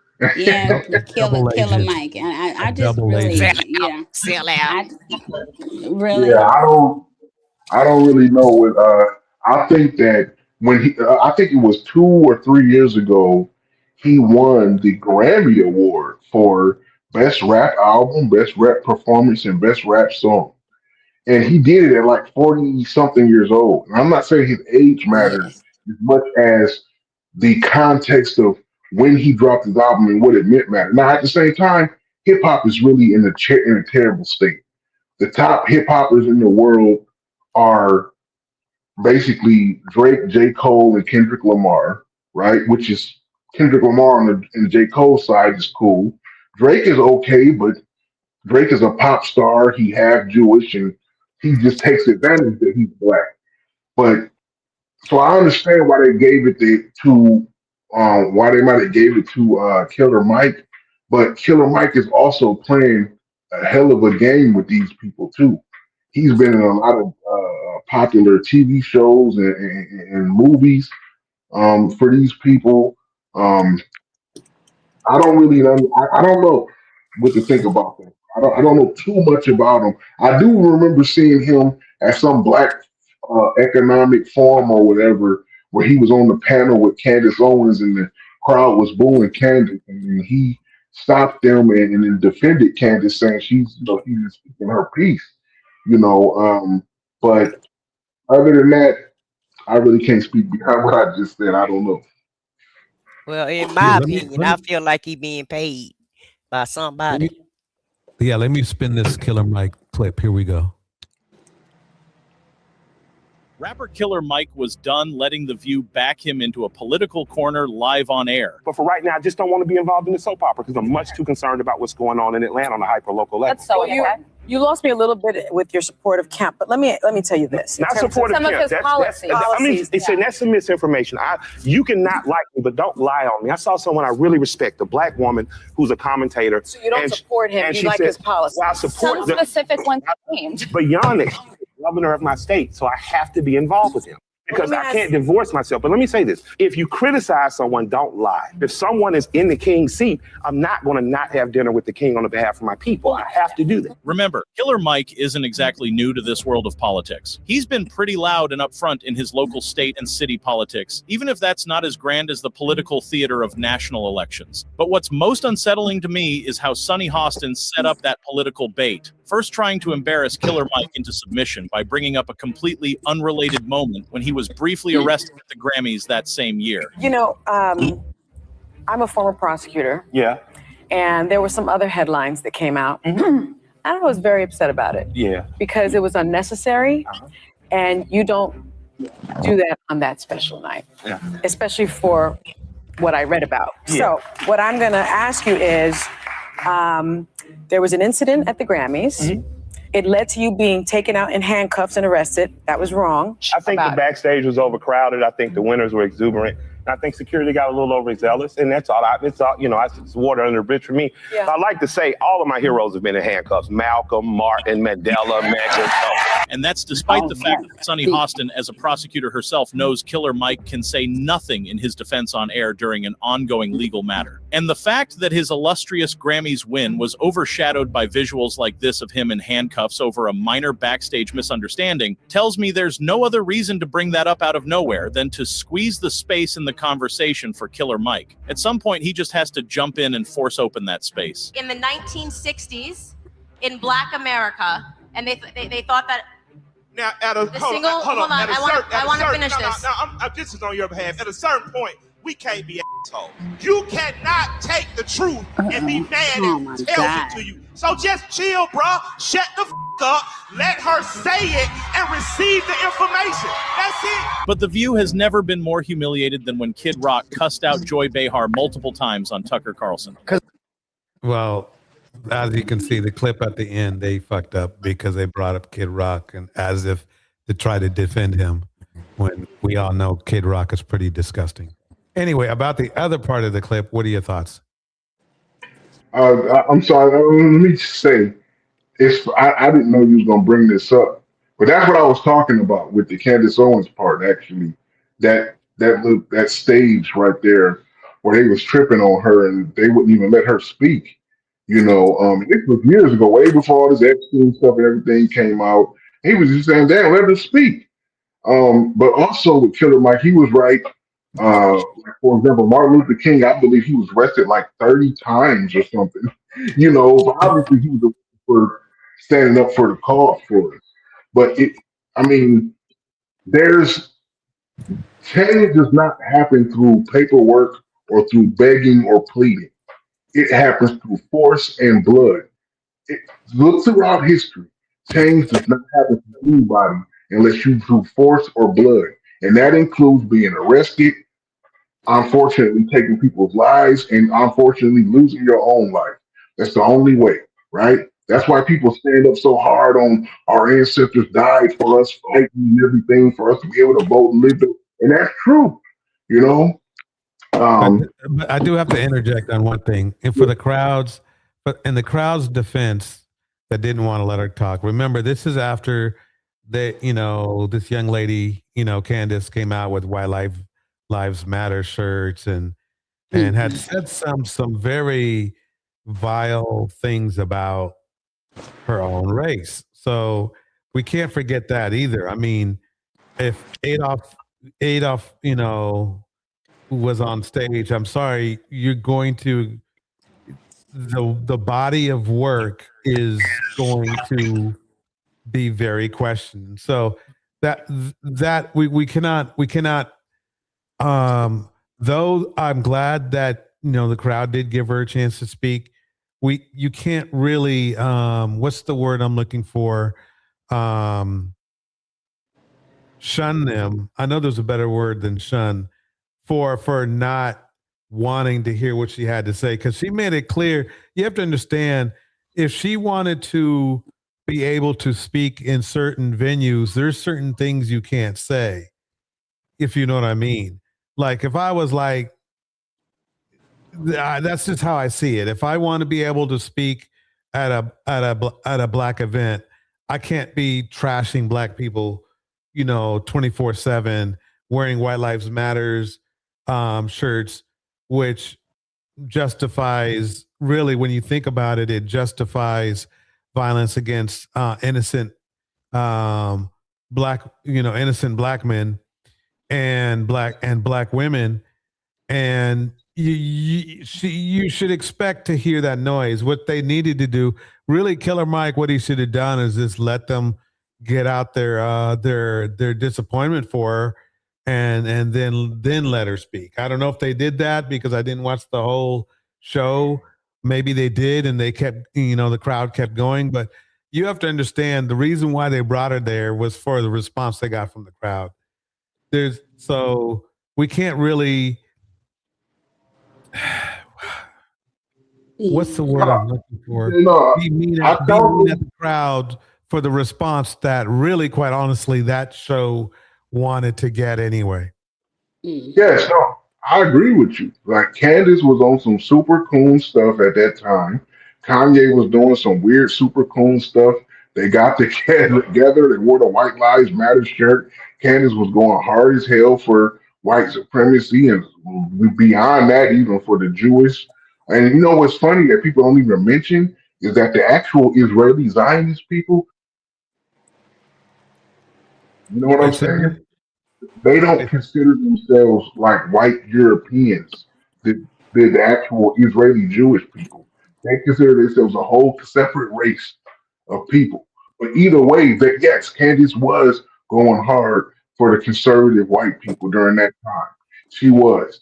And then she got mad at MAGA. And then she got mad at MAGA, and that's why she's going hard against the other side now. And it's just like Killer Mike. He started out, acting like he was an activist and helping the community out, and being real helpful and all of that. And now I feel like someone has paid, told him to be quiet. They saw the power that he, received, like they did Malcolm X. Because when you have too much power, then they want to shut you down or pay you off, or get you quiet. And I feel like that's what they've done to Killer Mike. I feel like they put some money in his pockets. And like Deontay say, be on some shows and be seen around the scene or what have you. But you're not talking about politics like that no more. Yeah, I was very impressed with Killer Mike, And that's why I brought him out and brought him up here. I mean, because I would hear him at those town halls and things like that, to have a rapper, we have our stereotypes and things like that. The things he was saying, seemed to be pretty powerful, some really deep, show that he was very well studied in the demographics and the things that were going on in the net. I mean, he just spoke very eloquently, and that he had a deep knowledge of what was going on. I was very impressed with it. And then, I mean, it's kind of personal for me. I was looking at him. We had those when this Trump campaign came up, and this is one thing that irks me to no end, how Ice Cube got termed as a sellout because he went to Donald Trump and laid out what black people would. This what we want if we're gonna vote for y'all. He tried to go to Biden too. Biden rejected to even see Ice Cube. But then they call Ice Cube a seller because he was gonna bring it to both of them. Like, look, y'all gonna work for us. Y'all gonna do something. We got tired of Democrats not doing nothing. That's a big talking point. Okay, but anyway, to go back to Killer Mike. Okay, so then we were having this the last election in 24. And they had what is that little crusty thing? Looked like he was off of American Horror Show. RFK was a candidate at that time, and he actually went, and there was a forum of men, and Killer Mike was there, and so they were being asked what's the most important concern and issue with black people in the United States. This man said child support for men. Right. That was it for me. I was like, I couldn't buy with him being so well spoken, having all the statistical data. I mean, he just had such a deep knowledge, and he seemed so very passionate. And I respected him every time he spoke.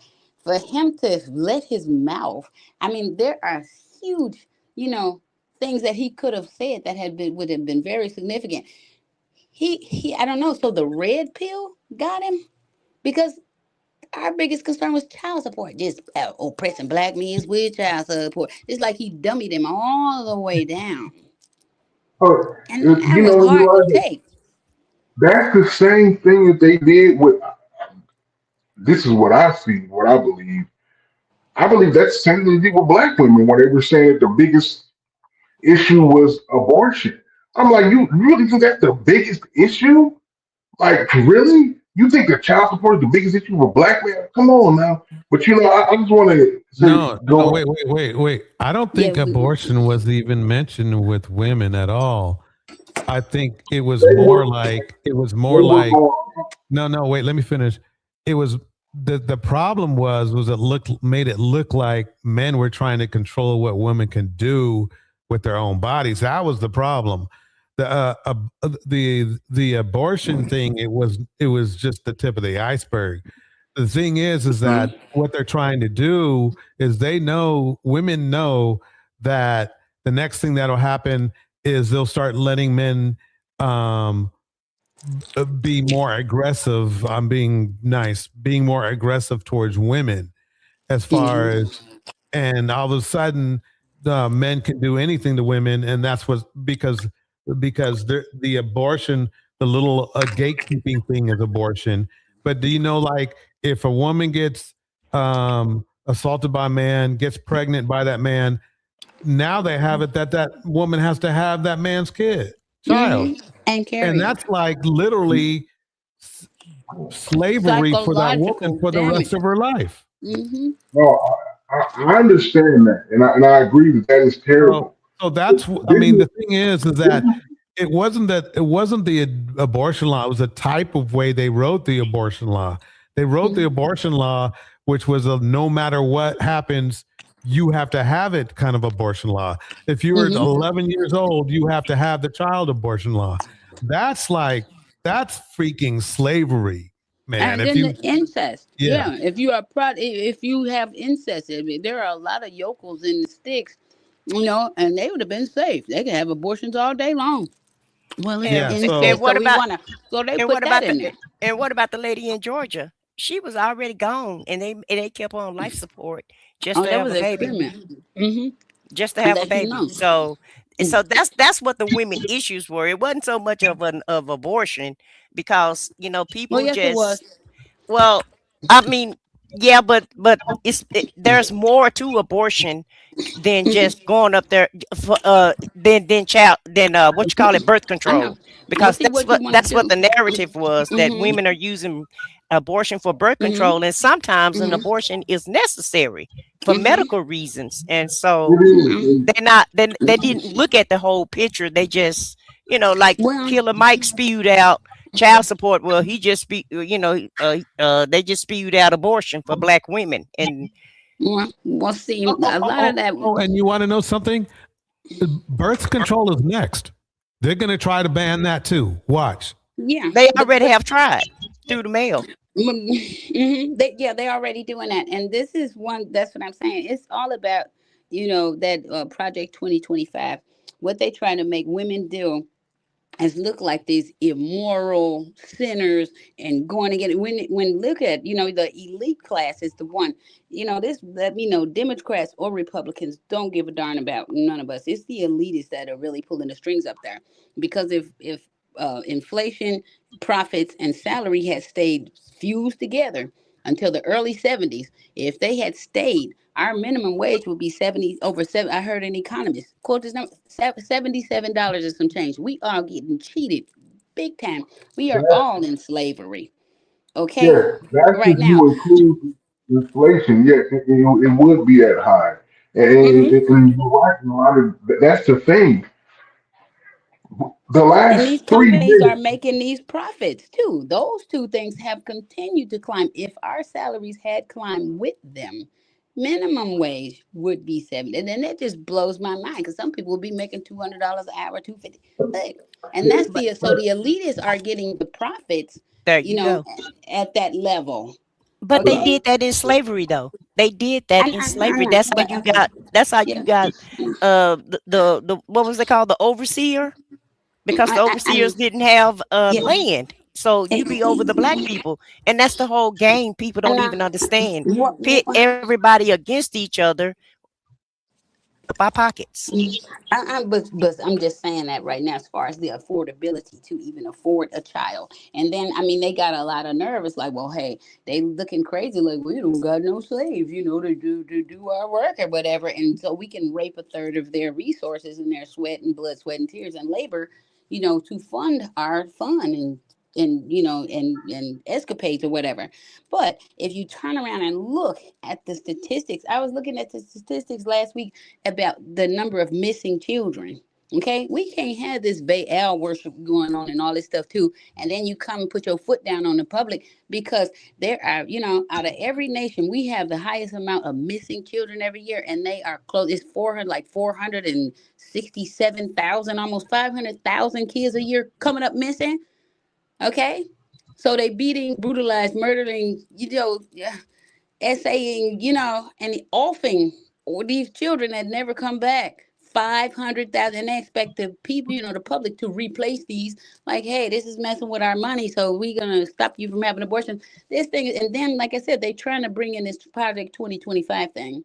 So they trying to make everybody be religious, when this used to be a place of religious freedom.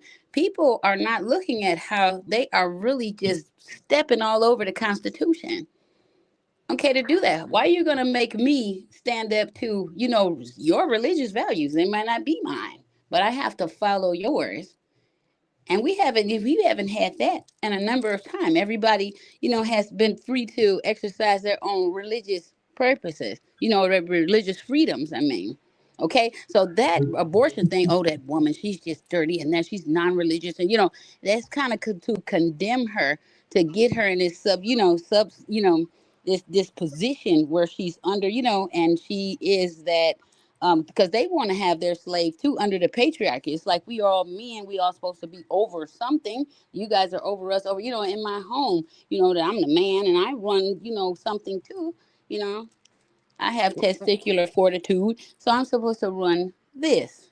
So that's part of that's what they're selling them. While they're Hmm. upstairs raping all of us financially, they're feeding them these little breadcrumbs, and they're like, yeah, and they're so stupid. It's like they're not looking through, a lens that's actually let them see what's going on, because they're not religious, they're worshiping Baal. Why are they feeding this to you? Because that doctrine was meant to oppress and control. And that's why they gave it to us, stood in the back and made sure we said the right verses and cherry picked and all that stuff, because it would yield the results in how you act and all that stuff. They have books on why it was necessary to teach Christianity to the Negroes.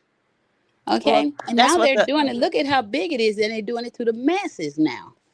but that's what MAGA stand for, Make America Great Again, meaning take y'all back to the handmaid tale days.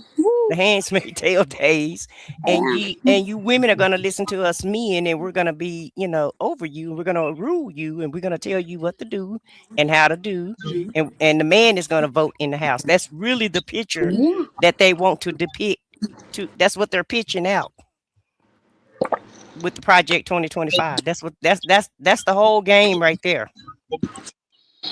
Yeah, Is to make and a us lot of them are less. blindly going into it, just blindly. Like all they did was put that little carrot out there on the stick with white supremacy. That's all they see. They keep chasing that carrot, and they walking on a minefield.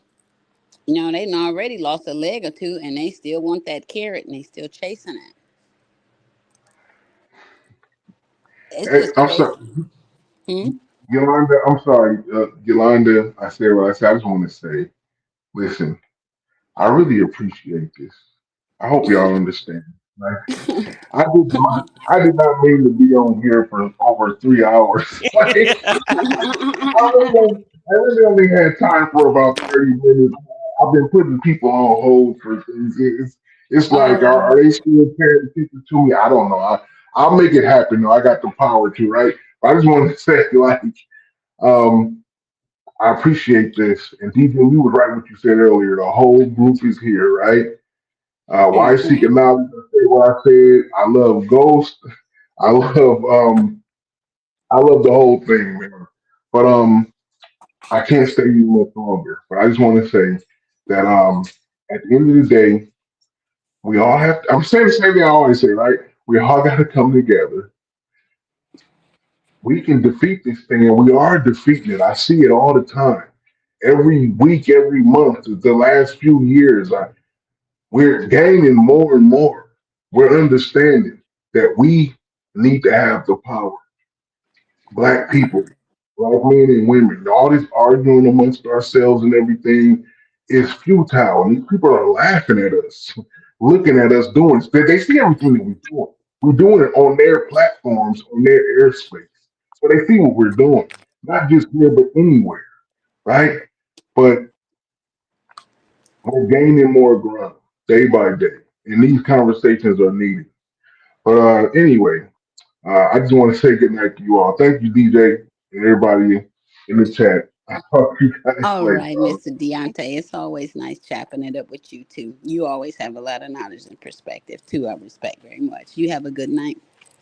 All right, Deontay. Good night. You have a good night, Deontay. It's about time to wrap it up anyway. I mean, Yeah.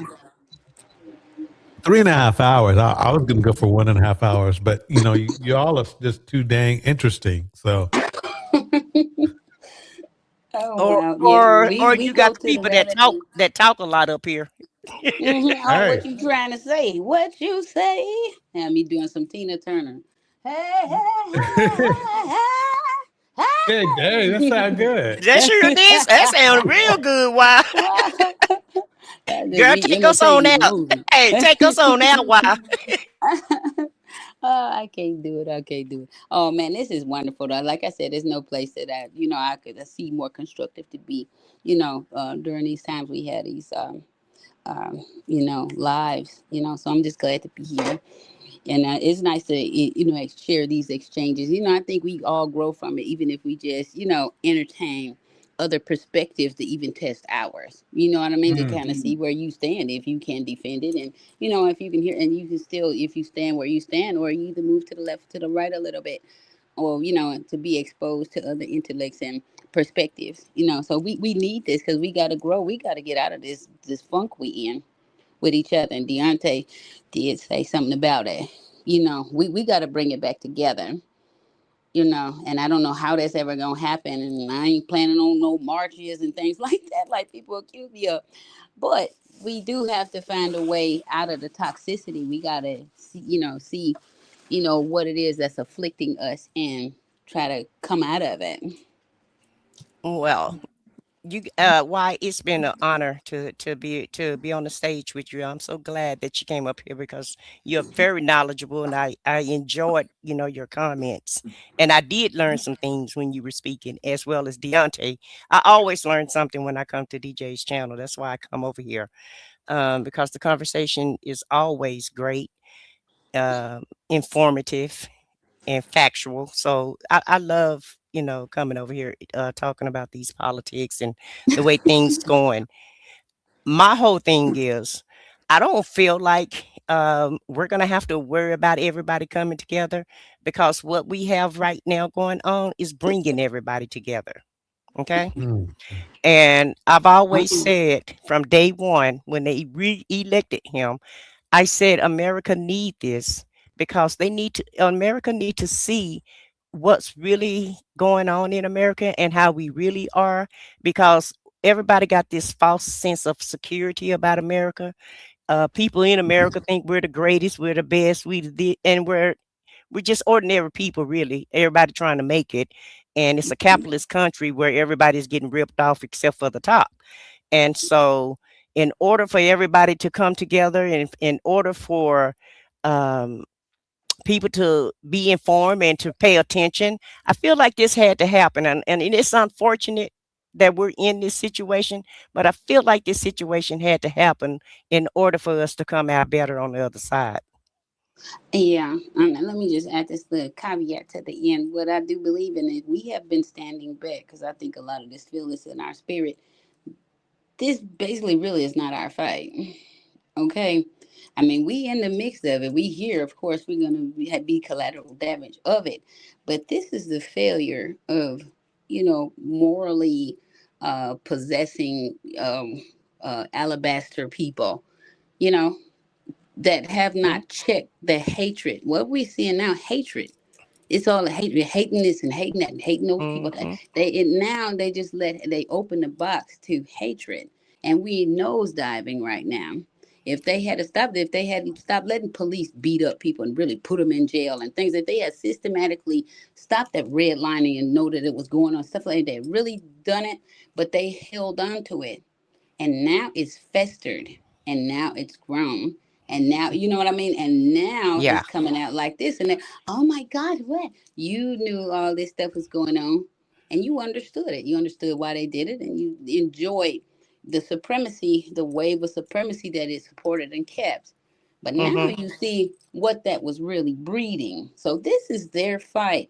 They that they let hatred prevail, and all these nasty evil things prevail, and they got this for them to eliminate this amongst their race, because it's basically they're the ones that's the problem, really, that breed all of this hate and create this But standard. see, as a result, we're coming together. Look how we boycotted so many different things, just all in one day. Actually, one viral post. Y'all don't shop at Target. Don't let's not go to the Texas Roadhouse no more. Oh yeah. Let's not go to the Asian people no more. So we are coming. See, that's what I'm saying. Slowly but surely, they're fighting each other, but it's making us come together in so many words. Mhm. So that's why I said the gravity of it all is they're gonna be who they are, but we also are forming something ourselves. Also, like Deontay said, it's happening slowly but surely. But I feel like it's happening. I don't got no nails right now. I ain't had no nails for about 3 weeks. I ain't had none in 3 And years. I've been telling them, people, they like, girl, you use that. I'm like, I refuse to support these people keep killing our children that ain't even stealing nothing. And that's what I'm I talking just about. can't do that no more. And You know, and I like to have my little, you know, I even went and got some yes, restaurant stuff, you know, yeah. but I'm standing on business. And I had to I'm standing on business. That they looking all down and looking away because they ain't willing to stand on business. They're not sacrificing nothing. They're not going to stand up for them little children that lost their lives. And they're going to Mm-mm. let them keep treating us this way and hating us and whatever. And they're going to still patronize them and make sure that they give them money for it. And that's just, I mean, to me, I don't know. That's a failure within us. We have to be strong. I mean, look at the bus. I had to remind them. Look at the bus boycott. Everybody said no. We ain't doing. You know, they had to make provisions for rides or people who leg was hurt and stuff like that and couldn't do this and they picking up people over there or walking with them. Man, and they got together and did that. But like they just act like they don't have any passion about anything anymore. And I don't know how to heal that within us. That's a big hindrance right there. Well, you may not see it in your community, but it's a big enough impact where they on social media fussing about it, complaining about it. So I think it's working. And like I said, it's not going to be everybody. Some people we're going to have to leave behind too, because Tatum and a couple of the other ones, they're not going to ever follow us or what have you. But I just see us. I just see us kind of slowly but surely. It's like the wheels of justice. How I go real slow. Slowly but surely, we are coming together. Everybody's recommended that shop with this Texas Roadhouse. That Oh really put, man, that that's really Facebook gonna, post. yeah. Ooh, And they it, diabolical. This is the but at the mentality end of the of the day, though, alabasters. but at the This end of is the day, crazy. it's gonna help black people because black people gonna start doing what? We're gonna start patronizing black restaurants. Yeah, that too. And eating at home more, which is a Yeah, lot healthier. but that's what I'm saying. The gravity of what they're doing to each other is causing us to step back, not react like we used to react, and Oh think yeah. about and do everything strategically, and seem like that's what we're doing at this point. hmm We understand the only. I mean, they can listen. We can scream. We shall overcome all day, every day. They don't really understand. They ain't even here listening to you until you hit that pocket. But then all of a sudden you got their attention. So that's one of the best ways to react is to just, step back and remove your resources from them. That's the Bingo. only thing That's that that's even the key makes right them there. respond. That's Yeah. the only way you can get their attention is hit them in the pockets. And I will get so disappointed when I can't get those to understand, those here to understand. It's just that simple. But it's like they just don't want to engage. And probably because I live in a place where, I mean, if we're not in the top 5, we definitely in the top 10 for every bad statistic for black people in this country. So this is probably why I get this type of reception when I try to talk amongst others about these things. But they very important to us. This is a critical time right here. They need to show up. I hate when I go to the polling place at 7 o'clock and I'm number 125. And it's 839 registered voters in the area. Okay. That kind of stuff. But then you don't have a right to complain in my ear. I don't want to hear it. I'm a sidestep you real slick and be like, girl, did you vote? You say, girl, I ain't make it. You think I ain't gonna track that? I'm gonna wait for you to say something political. I'm gonna cut you off real good right there. Anyway, we going in. Yeah, we already been 3.5 hours. DJ probably sleep over there. Oh no, I'm eating. You say, "Oh no, I'm eating," and I and know that's right. DJ, I caught that Hitler comment that you compared. Well, I said not Hitler on your comparison a while ago. So I just thought I want to make sure I let you know that. But I am getting ready to go too because it is getting Okay. late and I got to get up early in the morning. Okay. I am gonna sing something, DJ. I sung this at what's the name of that? Karaoke the other night. And I'm just gonna sing a little tiny verse of it. And I Okay. like to sing men song because my throat, you hear my throat is a little croggy anyway, so I'm not gonna sing no lady song. So here I go. Okay. I'm a mess right now. I can't eat, can't sleep. Bills are piling high. Ain't worked in 3 weeks, ain't bathed, ain't shaved, 'cause my heart's so tender, like living in a blender. I'm shaking and I'm stirred. Me and you were meant to last forever. And empty walls can't hold this house together. Okay, I ain't singing that other part. Wow, Meant to I lie, did we not. die together. Yes, go ahead. That was awesome. Oh, That yeah, was that's. awesome. I'm sleepy now, but I do like my karaoke. I will go. I'm gonna see what that sound like on TV. I'll probably be embarrassed. Not by All a long right. shot. Nah, you sounded like I was gonna say Gladys Knight because she's on my mind. And DJ, we need to talk about that too. Definitely. Gladys and Wendy. We need to talk about both of them. But yeah, look them up. Will do. Abusing the elderly. Oh But yeah, my. anyway, let me go. So because we'll start a whole nother conversation. But it's been Yes, great, ma'am. DJ. Thanks for letting me talk on the panel tonight. And it was great talking with Deontay and Why Seeking Knowledge. And everybody have a Yes. great weekend. Yeah, it was so. I'm so glad to be up here with you. I could feel your sage knowledge. I was glad to just be, in the mix with it. As you ran it, because I be hearing you. You be quoting it off. I'm not good with stuff like that. So And it's like where let one's me say strong, the this. other one weak. You know what I mean? We fit well Right. together on levels. How But about that? this is so funny to me for y'all to be saying that I'm intelligent and informative. That is just so funny to me I for don't you know guys why. to even just even look at me that way. But yeah, that That's so I just normal. think that's funny, huh? That's so normal, I guess. Yeah. That's It, even it, more. it kind of That's is even because more fascinating. I really am a politic junkie for real. That's what I do for real. I watch this mess all the time, and I've been doing that for about 20 years because I've been mad for about 20 years. But you retain and you put your spin on it. That lets how you digest it, how you conjugate it, how you express it, how you take it in and how you bring it back. Okay? You I've been can't do watching that if their you ass for a just long taking it time. in. Why? I've been watching their ass for a long time, baby. Trust me. Well, yeah, y'all. Okay, we'll be on here another hour. Let's go on and close it out and say good night. Okay. I know I got to jump off of here, but it was very nice. I love tonight. This is wonderful. Y'all have a good night. I'm out. Thank you so much, everyone. Thank you both, Why Seeking Knowledge, Deontay and Yolanda. And I said what I said. I appreciate you guys being up here. This is DJ Torch. I'm going to go ahead and start playing that music. And here we go. Thanks, everyone.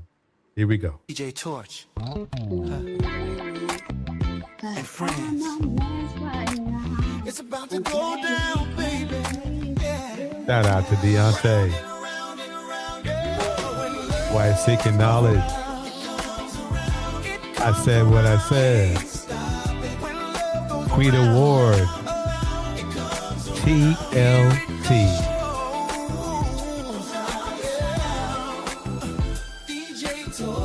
Even Immortal Sigma.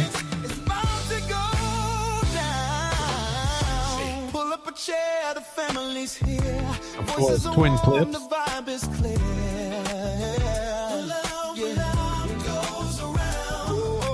Kevin, the lifestyle guy. And friends, it's about to go down. Thank you, everyone, for coming through. It's about to go down. Yeah. Laughter and truth, a gentle sound. Hearts open wide when the love goes round. Song by Ghost. DJ Torch and friends, it's about to go down.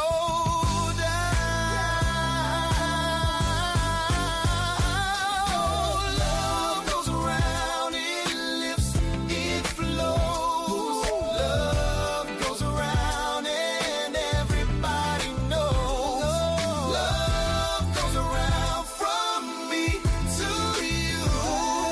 Love goes around, it always comes through. Yeah, yeah.